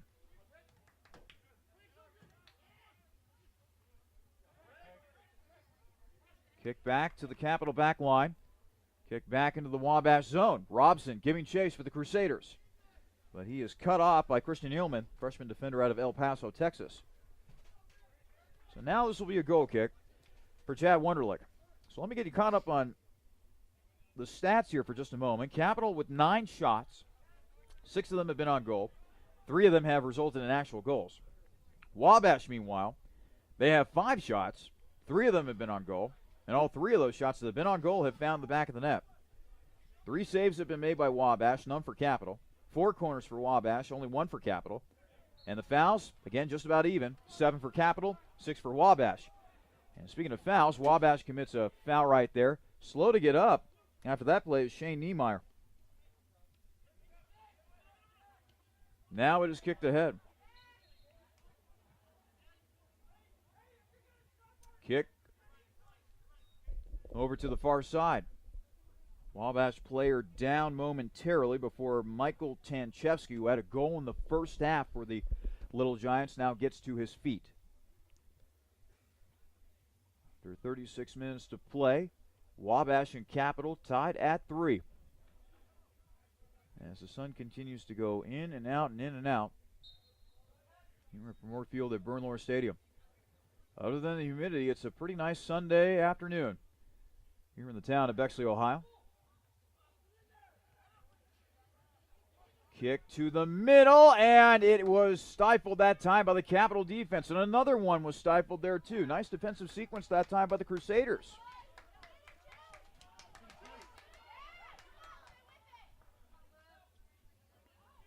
Now the ball on the far side. Oh. What a vicious slide tackle right there.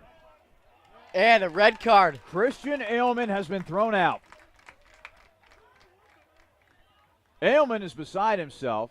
He thought what he did was legal. Meanwhile, there's still a Capital player down there on the turf. And now time has been stopped here. 35 minutes and 27 seconds remain in our second half. Capital and Wabash tied at 3.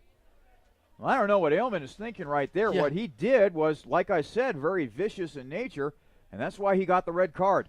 And all 11 Crusaders came storming right into the scene there, clamoring for the yellow, for the red card, trying to stick up for their man. And I tell you what, those slide tackles, it's all about timing more than anything. I understand why players do it, but there's a time and a place to do something like that, and to do that in that particular situation.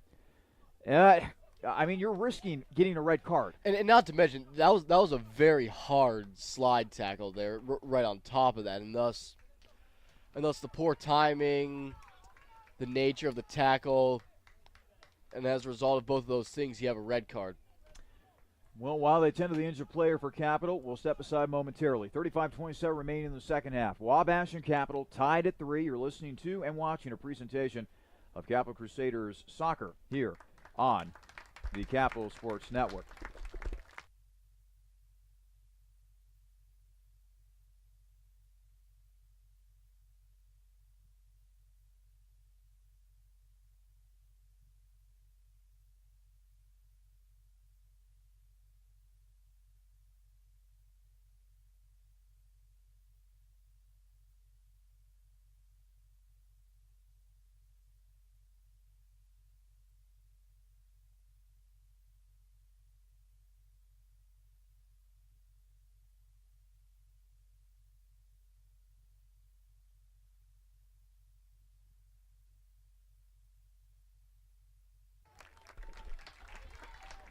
35-27 remaining in the second half. Wabash and Capital tied at 3 moments ago. Coming off of the field for Capital, Daniel Boonshoe, who Murphy has already had a tremendous game with 2 goals on the afternoon.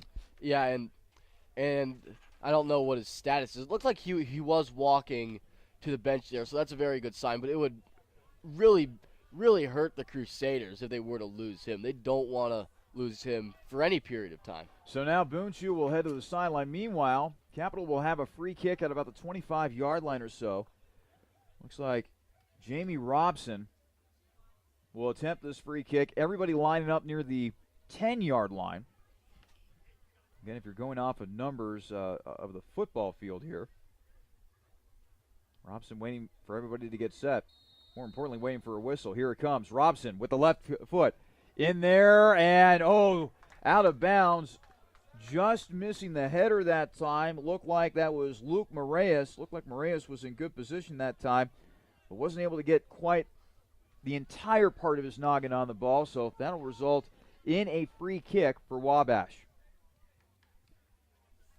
Or a goal kick, for Wabash. And during that free kick, it ended up looking like he got more of the ball than it looked like off of first glance. There, it looked like it was just sort of a chip shot initially, but ended up flying wide of the goal. And now the whistle continues to blow here as the fouls continue to pick up for each side. Foul called against Capital. Free kick for Wabash, almost out towards midfield. 34.5 minutes to go in the second half. Wabash 3, Capital 3. As both teams are trying to find a goal here. Trying to retake the lead. Wabash coming off of a 2-0 win over Franklin College on Friday. As Kyle Moraes is able to pluck that one out of the air. The far kick will be redirected, and it'll eventually will go out of bounds on the far side. Meanwhile, for Capital, they should have had a season-opening win. They were up 3-0 against Mount St. Joseph when play was called in the 50th minute. Game ended up being canceled because of lightning in the area, and because they weren't able to reach the 70-minute mark, which would have made it an official game. It went down as a cancellation, didn't count for either team. So Capital still looking for their first win of the young 2018 campaign. Ball will go out of bounds, and they will give it to Wabash on the far side.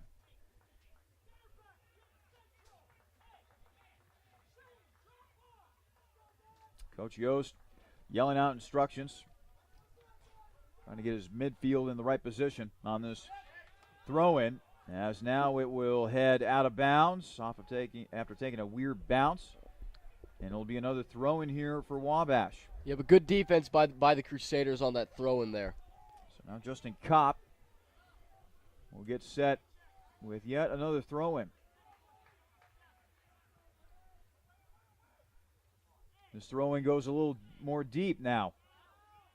It will go out of bounds on the back line. And it is going to be a corner kick here for Wabash. Boy, there were a couple Capital players that were vehemently saying, no, it's not Wabash's possession. It should be our possession. Not in the eyes of our official, however.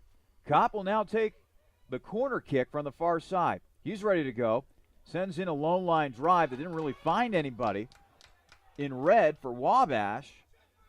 And that one will be cleared by the Capital defense.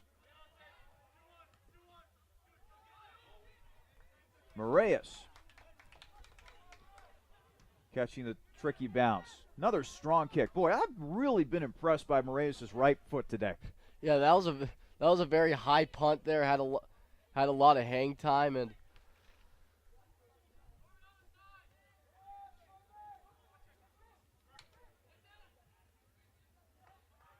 player falls down for Wabash, but no call. Justin Kopp on the far side, trying to probe that Capital defense. Still working on the far side of the field is Kopp, being guarded by Capital's Brandon Wu. Ball now loose, and it is cleared. looked like by Knox. And then a foul called against Wabash. So now Capital will have a free kick here as everybody retreats to the other side of the field. Rapidly approaching, 30 minutes remaining in the second half. Wabash and Capital knotted at 3. A matchup of teams from the North Coast Athletic Conference and the Ohio Athletic Conference. Ohio Athletic Conference, you have teams like Capital, Otterbein, Baldwin-Wallace, John Carroll, Mountain Union, just to name a few. And for those of you not familiar with the North Coast Athletic Conference, well, they have a number of teams from the state of Ohio in that particular league. Schools like Wittenberg, Denison immediately come to mind. Jamie with a cross, trying to cross that time, but turned away by the Wabash defense. Nice play there by Marco Medina, the freshman from El Paso, Texas. Boy, El Paso, Texas is certainly the big recruiting market, apparently, for the Little Giants. Yeah, they got 2 guys on their team from there. Hey, whatever works. If you're able to get a good player or 2 from the well, might as well try to dig some more up from there if the opportunity presents itself. And now, let's see, your time has been called, and now a substitute will be coming in for Wabash. Javier Arrojo, sophomore from, well, you guessed it, El Paso, Texas. He'll be coming in for Michael Tanchevsky, the junior out of Crown Point, Indiana. Meanwhile, a free kick upcoming here for Capital. Actually, excuse me, a throw-in. Throw-in from the far side.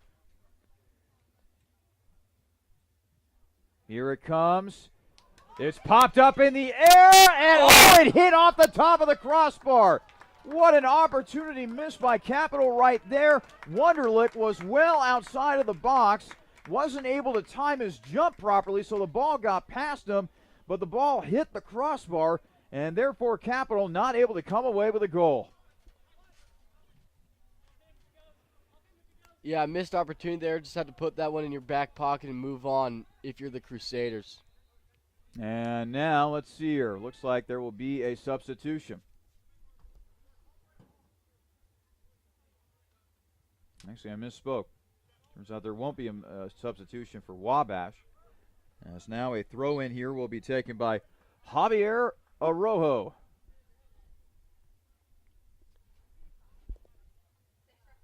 Thrown in, Capital with possession in the meantime as they now look to clear it.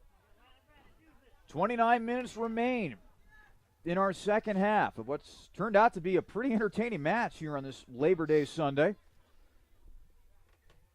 Capital 3, Wabash 3. Of course, Labor Day tomorrow, so everybody's going to be probably hitting the pool one last time, and kids get days off from school. Murphy, you and I were talking about how there were probably a lot of Capital students that have gone home for the weekend just to get laundry done and see mom and dad and all that good stuff. Yeah. You know, I spent the last, because I live right over in Grandview, so I've spent the past couple nights at home, but walking through campus today, there's nobody here. No.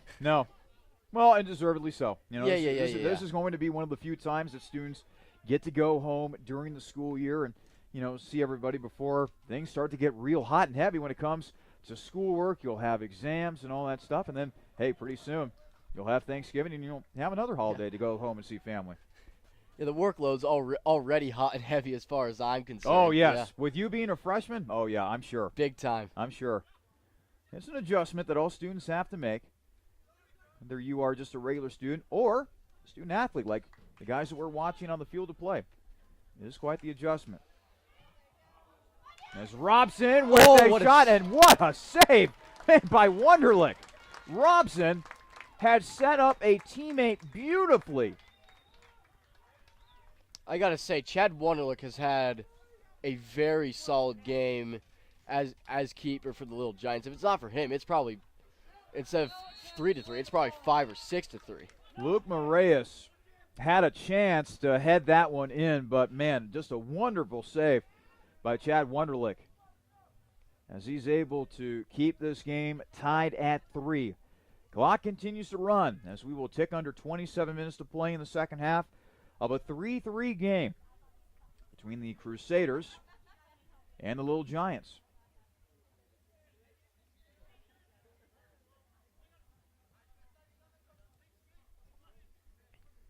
Kicked on over to Greg Knox on the near side, the defender who set the single season record for most assists by a defender in Capital history. Trying to move the ball up for Capital. Robson giving chase. Will go out of bounds.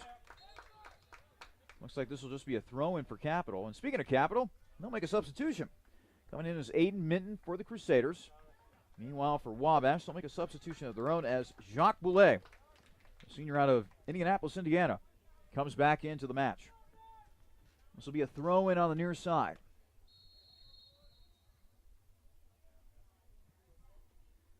Thrown in, a header, and out of bounds to the left of Chad Wunderlich in the Wabash goal. Oh boy, we have seen some heart-stopping plays on throw-ins, on corner kicks, on crosses to the middle. This game has had a little bit of everything today, I'd say, Murphy. Yeah, it's had, like what you just mentioned, it's had physicality, it's had controversial calls. Ball popped up in the air, Wunderlich making the catch at the last moment. Yeah, this game it's had an ejection. I don't know what this game doesn't have. Giving chase on that play, by the way, was Chewy Gordon. Boy, that might have been Wunderlich's most impressive play right there. It's tough enough that you have to snatch a ball out of the air like that, but when you have a player like Chewy Gordon who's quick, who is strong, bearing down on you like that, that has really got to rattle your nerves some. Meantime, Capital continuing to ramp up the pressures. They've really started to dominate possession here in the middle stages of the second half. And now another bounce in near the goal as Wunderlich is able to gather that one up. I think Gordon was the one who gave chase on that one once again. Still no sign of Daniel Boonshoe just yet. Boonshoe, already with 2 goals in the game, the senior from Cincinnati, having to go to the sideline after appearing to get injured on the far side. As the ball will rattle out of bounds. Up against the fence there on the far side. It'll be a throw-in for Wabash. 24 minutes remain in our second half. Capital 3, Wabash 3. This is a presentation of Capital Men's Soccer here on the Capital Sports Network. Alongside Murphy Horning, I'm Charlie Danis. Hope all of you are having a very happy Labor Day weekend so far. And, hey, we're glad to have you along for the ride here on what is turning into Sunday evening now here in Bexley, Ohio. A race up the middle. Can Capital get something out of this? Across to the middle. Wasn't able to find anybody of substance for Capital. As action will be on the near side now. Is it out of bounds? They're going to give it to Wabash. And that's... I don't know about that either. Yeah, that will get a Bronx cheer from Capital. Another way of saying booing. Or another way of saying sarcastic Yes, cheering. yes, absolutely. A kick out of there by Moraes. Kind of surprised that he just didn't go for the save that time, but he kicked it out of bounds, and that hit off the top of the Wabash tent. So now this will be a throw-in for Wabash, and they quickly get it in. Corbin Kaiser gets turned around. Wabash trying to keep it in the Capital zone.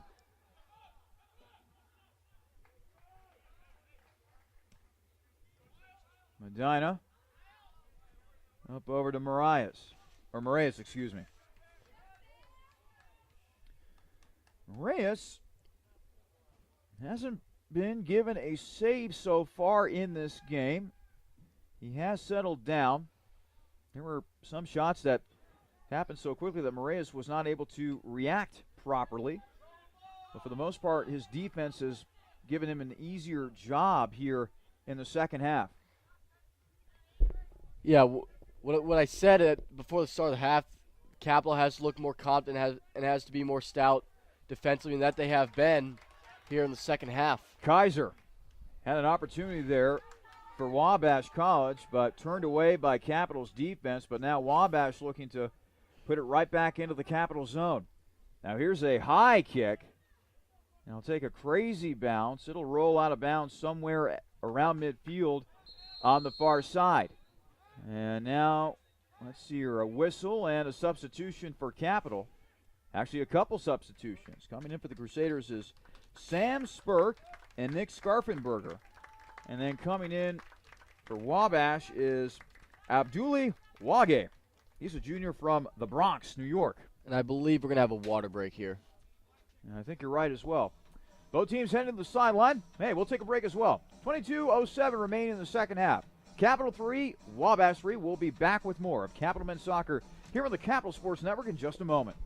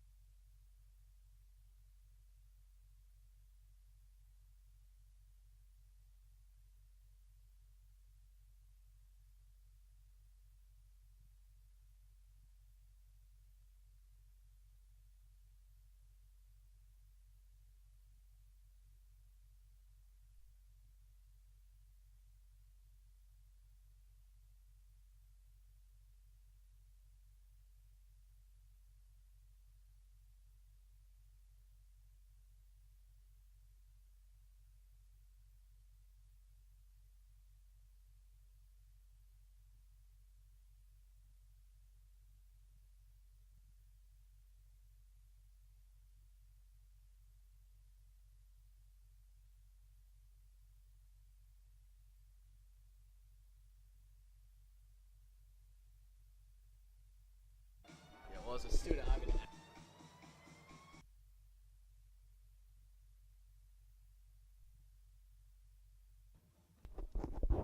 22:07 remaining in the second half.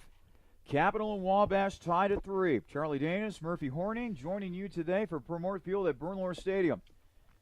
It's been a beautiful day for the game of soccer, and it's been an exciting game between these two teams. Wabash out of the North Coast Athletic Conference, the Crusaders, Capital out of the Ohio Athletic Conference.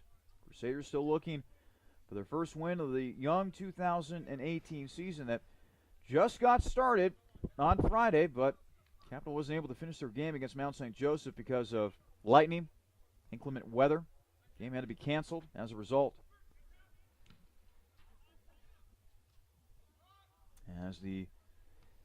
As Capital trying to get something going here in the Wabash zone. But hey, at least Capital was able to play some of their game. Those of you who are college football fans, you might have heard that Scott Frost's debut as head coach of the Nebraska Cornhuskers. They were scheduled to play the Akron Zips on Saturday night. They weren't able to get their game in period because of some brutal weather blowing through Nebraska. High winds, lightning everywhere. Yeah. There was just no way they were going to get that game in last night. Yeah, Nebraska, they got hit the worst. There's brutal weather all across the country, of course. You had the long delay in Columbus, and, of course, the game in Landover, Maryland, between Texas and Maryland. And hard to believe Maryland, they've taken both games of that series. Maryland defeating Texas yesterday for the second straight season. A shot and a save made by Wunderlich. Wunderlich was certainly ready for that shot by Jamie Robson, the junior from Canal, Winchester, Ohio. Robson, he was in stride there, but he wishes he could have just gotten some more mustard on that one. And if he did, it's probably 4-3. Still a 3-3 game. 20.5 minutes remaining in our second half. And now a foul will be called against Capital. And taking a tumble to the ground that time was Abduli Wage, the junior from the Bronx, New York. Went to the Metropolitan High School over there in the Bronx.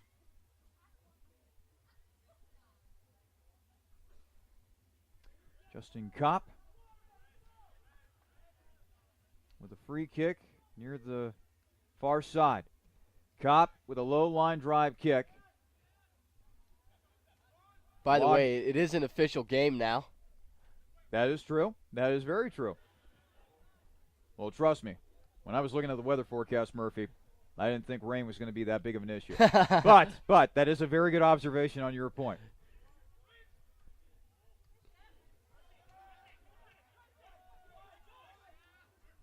Stiverson passing over to Kaiser. Kaiser now trying to penetrate that Capital defense, trying to leave it for a teammate. Ball bouncing around. Now it's finally cleared. Out to Jamie Robson. Robson not able to catch up to it. Giving chase now is Chewy Gordon. It'll go out of bounds, and now it will be a throw-in here for Capital.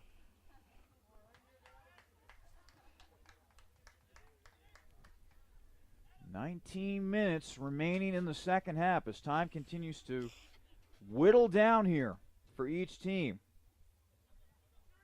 Wabash has certainly got a long drive back. They're originally from the Hoosier State, Indiana.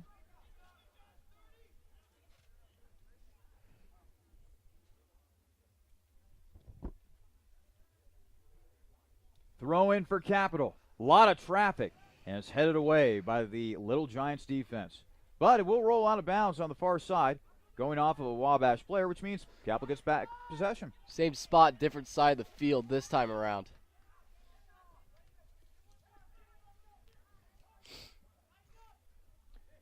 Greg Knox looking to throw this one in for Capital.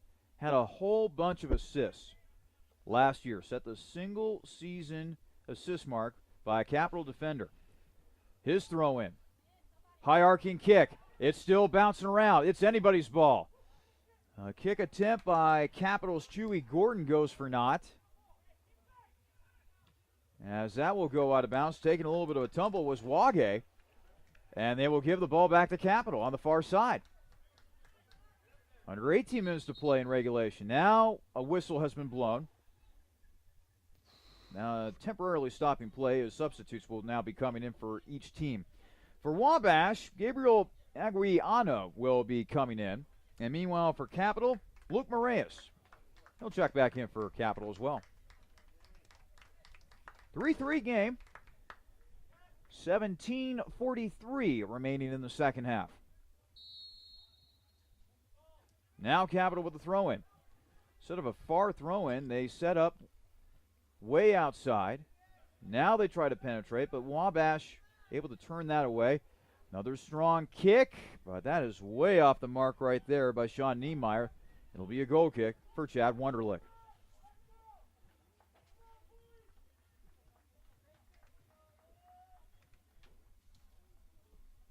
Sun continues to shine here at Purmort Field at Bernlohr Stadium. Feels like it's cooled down a little bit at least. A little bit, but not too much. Yeah, not enough to, not need the water breaks or.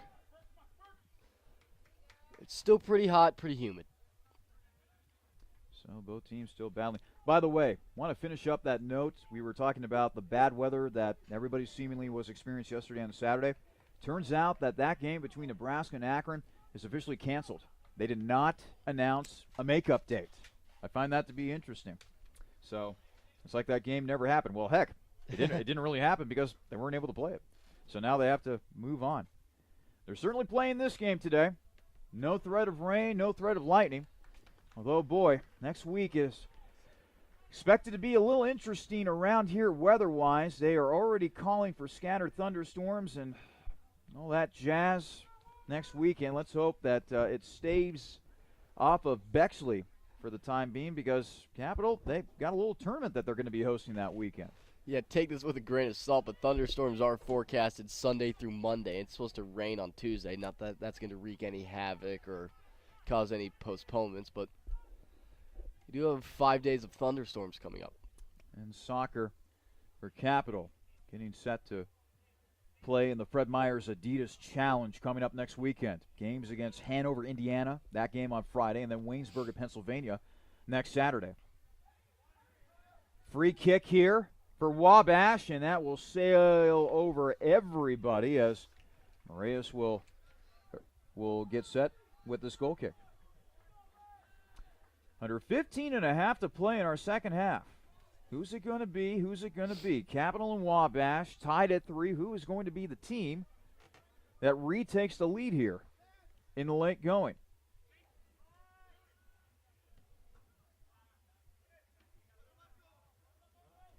Action in the midfield. Handled by Capital's Nick Scarfenberger. Ball out of bounds. And this will be a throw-in here for Wabash on the near side. Taking the throw-in will be Christian Stuyverson, the senior out of West Lafayette, Indiana. And, oh, boy, that went right off the face of Capital's Greg Knox right there. Went off the foot of a Wabash player and then right into Knox's chin, it looked like. But he didn't even bat an eye that time. He just went about his business like, okay, got to move on.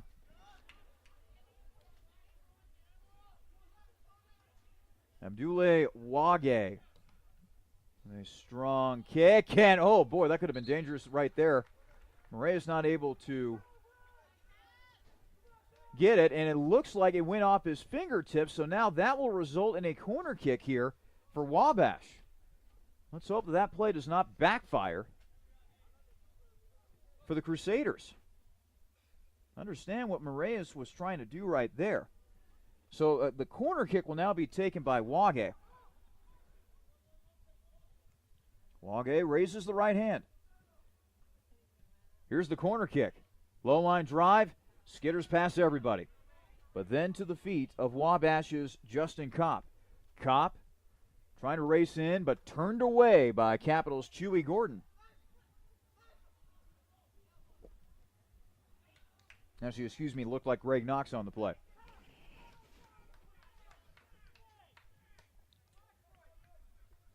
Ball rolls out of bounds, and it'll be a throw-in on the far side.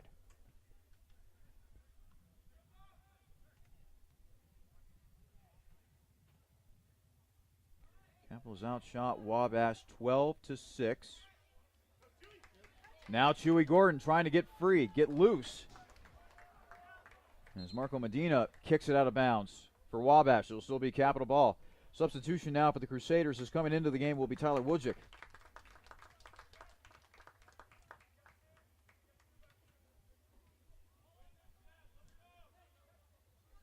Junior out of Beverly Hills, Michigan. Not California. No. We're not talking about Rodeo Drive and all that fun stuff. A lot of traffic. A Capital player was down. There is a whistle. The ball will go out of bounds, and there are Capital players surrounding our referee with their palms up in the air saying, what the heck? They thought a foul should have been called against Wabash. They thought that the ball should be theirs. I think what they're clamoring for there was a penalty kick.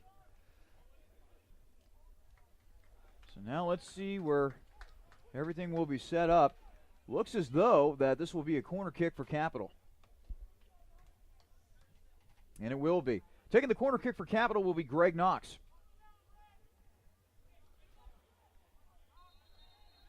Now there are whistles, and they're trying to get everything sorted out here position-wise.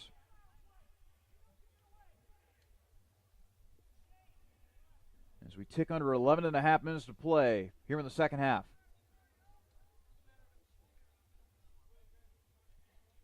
Knox looking for the go-ahead. He has it, raises the left hand. Here's the kick. A lot of traffic, and it finds the back of the net. Capital retakes the lead on a header. I think it was Chewy Gordon who got his noggin on the ball. Capital 4, Wabash 3.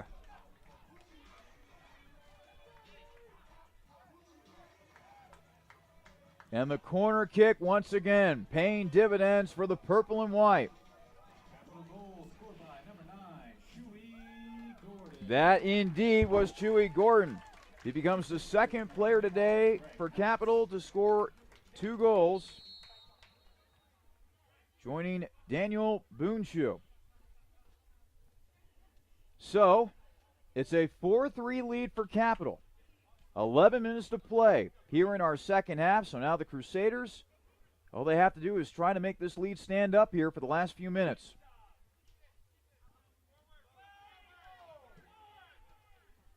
Kick back to midfield. Again, those corner kicks, Murphy, they've been dynamite for Capital. And, you know, you were talking coming out into the second half how Chewy Gordon had been playing with some great energy, putting himself in position to make winning plays for Capital. He did it again. Yep, that's his second goal tonight. Is if my math is correct, his 6th shot, but he's been the player of the game unquestionably. Kick back into Capital territory. All right, so Murphy, go ahead and put your coaching hat for me right here. So we got a little over 10 minutes to play here in the second half. What does Capital need to pay attention to defensively in order to make this lead stand up and get a win today? I mean, there's a lot of things you could. I wouldn't say park the bus just yet, which is like the equivalent of playing prevent defense. But I mean, you should still be aggressive. This has been a high-scoring game, and I'd still play aggressively for the next 5 minutes. You just have to be smart. 9:47 left to play in our second half. Capital just now retaking the lead thanks to a goal by Chewy Gordon, his second of the game, his second of the season. As that will be a no call right there, as a couple of players took a little bit of a tumble. Another player took a tumble. And now, let's see here. Did they call a foul against Capital? Timothy Herring. No, actually, I take that back. Corbin Kaiser, excuse me, going down on the play. That looked really, really good. Although, he's walking up right now. He went down like... Oh, like it was something catastrophic. Yeah. For a split second, I thought he tore his ACL. It looked very serious initially, but then, oh yeah, I'm able to get up. I'm fine. Header. And that is going to be out of bounds. Who they give it to? They give it to Wabash. And we'll have another corner kick coming up. Corner kicks have been the deciding factor in this game so far. Once again, it'll be Abduli Wage. Actually, I take that back. I thought it was going to be Wale, but now Christian Syverson will head to the corner on the near side. 8.5 to play in the second half. Capital 4, Wabash 3. Corner kick. This is popped up in the air. Looks like Capital will be able to clear it, at least for now. And now there is a tumble. Wale got tangled up with a Capital player, and it looks as though that'll be a foul on Capital. That's now the 14th foul on Capital. Wabash, well, they haven't exactly been angels out there either. They've been whistled for 10 fouls.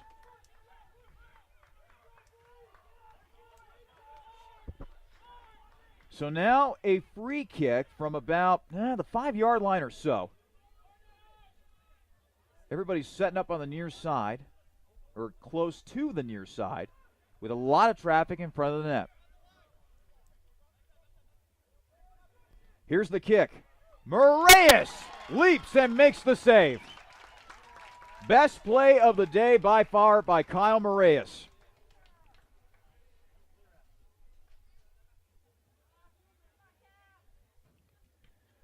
Moraes with a high kick now. Now let's see if Capital can chew up some clock, dominate some time of possession as they try to whittle this clock down, and hopefully seal their first win of the 2018 season. A lot of contact right there, but Wabash is able to now push the ball down the field, and now sprinting down there like a madman is Greg Knox before it's finally out of bounds on the far side. There's been a lot of high contact plays that haven't been caught in the, and on top of that, there's been a lot of fouls too. You know, like you said, 14 for 10, 10 for Wabash. Could be more. 24 total. As now a bunch of substitutions are being made. Tyler Stills and Jamie Robson checking in for Capital. Meanwhile, back into the game for Wabash. Looks like Adam Berg has checked back in, freshman out of Tacoma, Washington. 6.5 to play in regulation. Capital trying to hold on here. They have a 4-3 lead over Wabash. And boy, not only would this be a good way to start off the season, obviously going 1-0 in what is technically their first game of the year after the cancellation weather-wise last Friday against Mount St. Joseph, but this is a quality opponent, Murphy. Wabash expected to contend for an NCAC title. This would definitely spruce up the non-conference slate a little bit for Capital, spruce up the resume by the time they get to conference time or tournament time. Yeah, you just took my words out of my mouth. I was about to say this would be a huge resume builder for the Crusaders, and love the urgency, love the response after Capital had a win taken away from them, or at least for now. They played hard. Yep. They have played very hard. We could tell that towards the end of the first half, Capital needed to go to halftime and kind of need to reassess their situation, obviously. They might have been a little shell-shocked the way that first half ended, trailing 3-2. But since then, they have outscored Wabash 2-0 here in the second half and currently possess a 4-3 lead as we tick under 5.5 to play in regulation. Ball out of bounds. This will be a throw-in on the near side for Capital. And now for Capital, Murphy, this is going to be something to notice.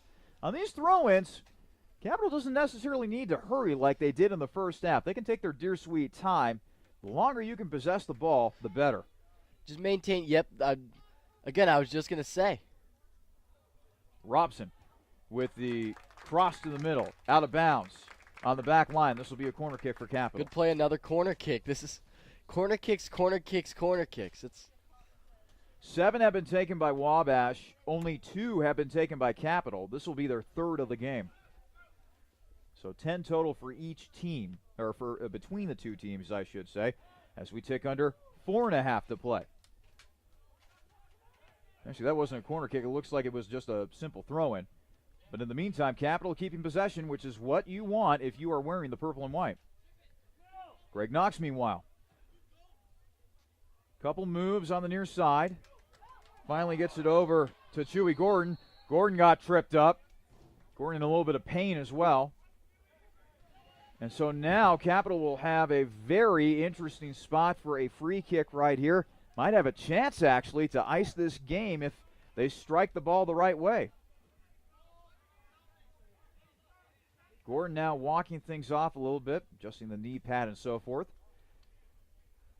So this will be a free kick on the near side, hard angle. It's going to be taken by Luke Moraes, who's had a very quiet day offensively. That could all change with this one kick right here. Robeson now over to Moraes. And Moraes trying to kick it out of bounds. It will go out of bounds and it will go back to Wabash. Well, I guess that was just a way for Capital just to whittle down some more of that clock right there, Murphy. I mean that's what you do at this stage of the game. It's just about maintaining possession, and if you do, you won't be scored on, and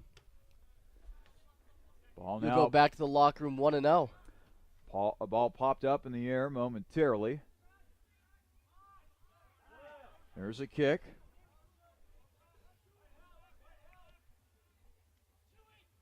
Trying to go up the field is Chewy Gordon.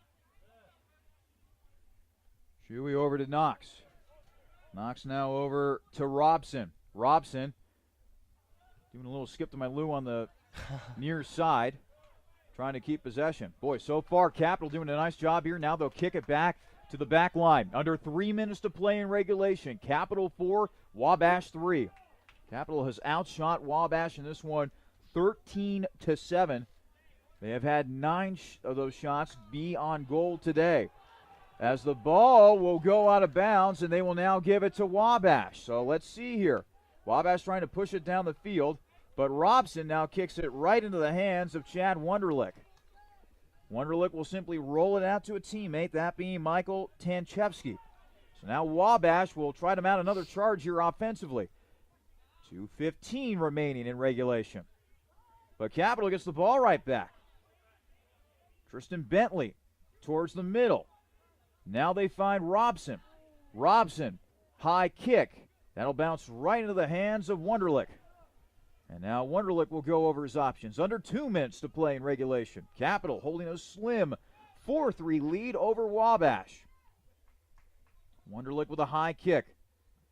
Missing the header that time was Wabash's Justin Kopp. Now the ball will roll, and stay in bounds on the far side. Wabash trying to keep it in bounds, but that is way out of bounds on the far side, as Capital will retake possession. We'll tick under 1.5 minutes to play. So far, Murphy, Capital doing its job, possessing the ball and not allowing any breakout opportunities for Wabash. Crusaders doing exactly what they're supposed to do at this phase of the game. And this will bounce into the arms of Chad Wunderlich. Wunderlich taking his dear sweet time. Time is of the essence here for Wabash. I don't know why they're not playing with a little bit more urgency or trying to push the ball down the field more. Ball on the near side. Being handled by Stuyvesant. 1 minute remaining in regulation now. Ball popped up in the air. The more balls like that, the better for Capital. This is way up in the air, and it will go out of bounds. In fact, oh my goodness, that's going to bounce into somebody's backyard. Michael Tanchevsky trying to throw it in. Now that'll roll all the way back into Wabash territory. 32 seconds remain in regulation. Marco Medina will push it up to Michael Tanchevsky. Tanchevsky with a laser kick. Now Capital just trying to play keep away. It'll be out of bounds on the far side. 15 seconds remain. Wabash needs a miracle at this point. Under 10 seconds. Over to Medina. Or Marias, excuse me. And Marias will just lay down on the ball, and that is it. A very well-played game between two teams that are expected to contend at the top of their conferences. We had a good one. In the end, it is Capital who triumphs over Wabash by a final of 4-3. We'll be back with the Crusaders postgame show in just a moment. You have been listening to and watching a presentation of Capital Men's Soccer here on the Capital Sports Network.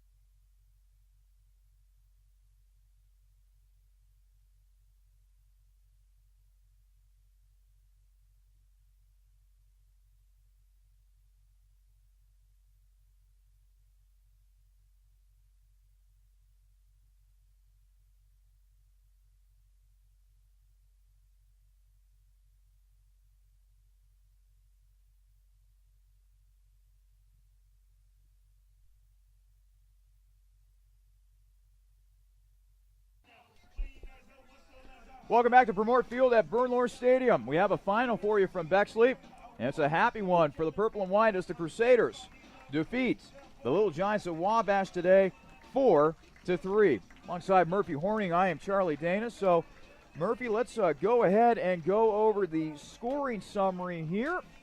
Wabash started out with a goal from Kyle Homer, gave them a 1-0 lead in the third minute of play, but then Capital was able to rebound with a goal by Daniel Boonshoe, his first of the year, in the 7th minute of play. Capital took a 2-1 lead at the 18:38 mark with a goal by Chewy Gordon, but then Wabash ended the first half with a couple of goals, one by Michael Tanchevsky and then another one by Timothy Herring off a free kick in the 41st minute. Capital, however, was able to turn things around in the second half. Big plays made in the second half by Boonshoe and Gordon. Yeah, and I think the scoring summary reflects the tone of the game. I mean, Wabash they came out swinging the first 5 minutes, and then Capital dominated the next 25 or 30, and then Wabash had a great closing 10 minutes of the first half, scoring 2 goals. But in the second half, it was all Crusaders, and the result a 4-3 victory for Capital. Daniel Boonshoe was able to tie the game in the 48th minute, and then Chewy Gordon coming up big. Header off of a corner kick. Give the assist to Greg Knox in the 78th minute of play. That ended up being the winning tally for Capital today. Let's take a look at some other stats here, actually, before we get out of here. First for Wabash, let's see here. Michael Tanchevsky had a shot on goal, and a goal. Justin Kopp had an assist. Marco Medina had a shot. An assist went to Jacques Boulet. 2 shots and a shot on goal, and a goal for Kyle Homer.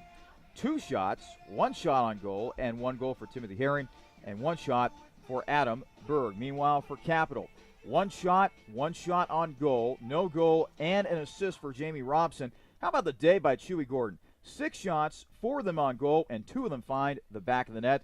An equally impressive day for Daniel Boonshoe, who had 3 shots, 2 on goal, 2 goals on the day. Luke Moraes, 2 shots, 1 on goal. Greg Knox, not 1, not 2, but 3 assists. And finally, Nick Scarfenberger with 1 shot, which was on goal. Other stats from this game.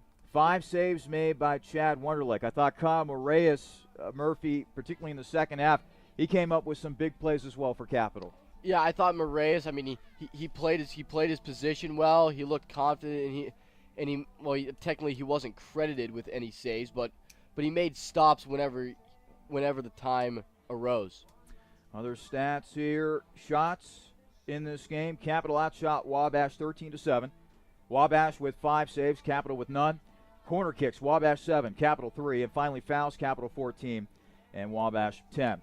So, with the win here today, Capital improves to 1-0 on the young 2018 season. Meanwhile, Wabash, they will drop to 1-1 after the loss. Murphy, clearly this is a talented Capital team. They still have a lot to play for, obviously, particularly when they get to OAC play. But in the meantime, they just got to continue to build momentum here in the non-conference. Yeah, and I think the thing to watch is the goaltending situation. Even Alan Yost says he doesn't have that figured out. It would be interesting to see where that goes as we get into the grind. So, the next time the men's soccer team here at Capital will be in action, that will be on Friday, on September 7th, as part of the Fred Meyers Adidas Challenge held here at Bernlohr Stadium. First opponent for Capital in that tournament will be Hanover of Indiana. That game is scheduled for a 7 o'clock start. And then that will be followed by another game here at Bernlohr Stadium, this time against Waynesburg of Pennsylvania. That game scheduled for a 5 o'clock start on Saturday the 8th. And both those games will be here on athletics.capital.edu. Pregame show will start about 15 minutes prior. So for the Hanover game, that means it'll start at 6:50. For the Waynesburg game, that'll start at 4:50. Murphy, it was fun calling today's match with you. Nice to meet you today, Charlie, and I had a fun time calling the game, and I look forward to calling more games with you in the future. Murphy will be part of our broadcast team for the men's soccer, women's soccer. He'll be on the call for some volleyball games as well, and he might be able to join us for a football game or two coming up this fall at Capital. For my broadcast partner, Murphy Horning, this is Charlie Danis saying one final time. The final score today from Bernlohr Stadium, it is Capital 4 and Wabash 3. So long and good night from Bexley, Ohio.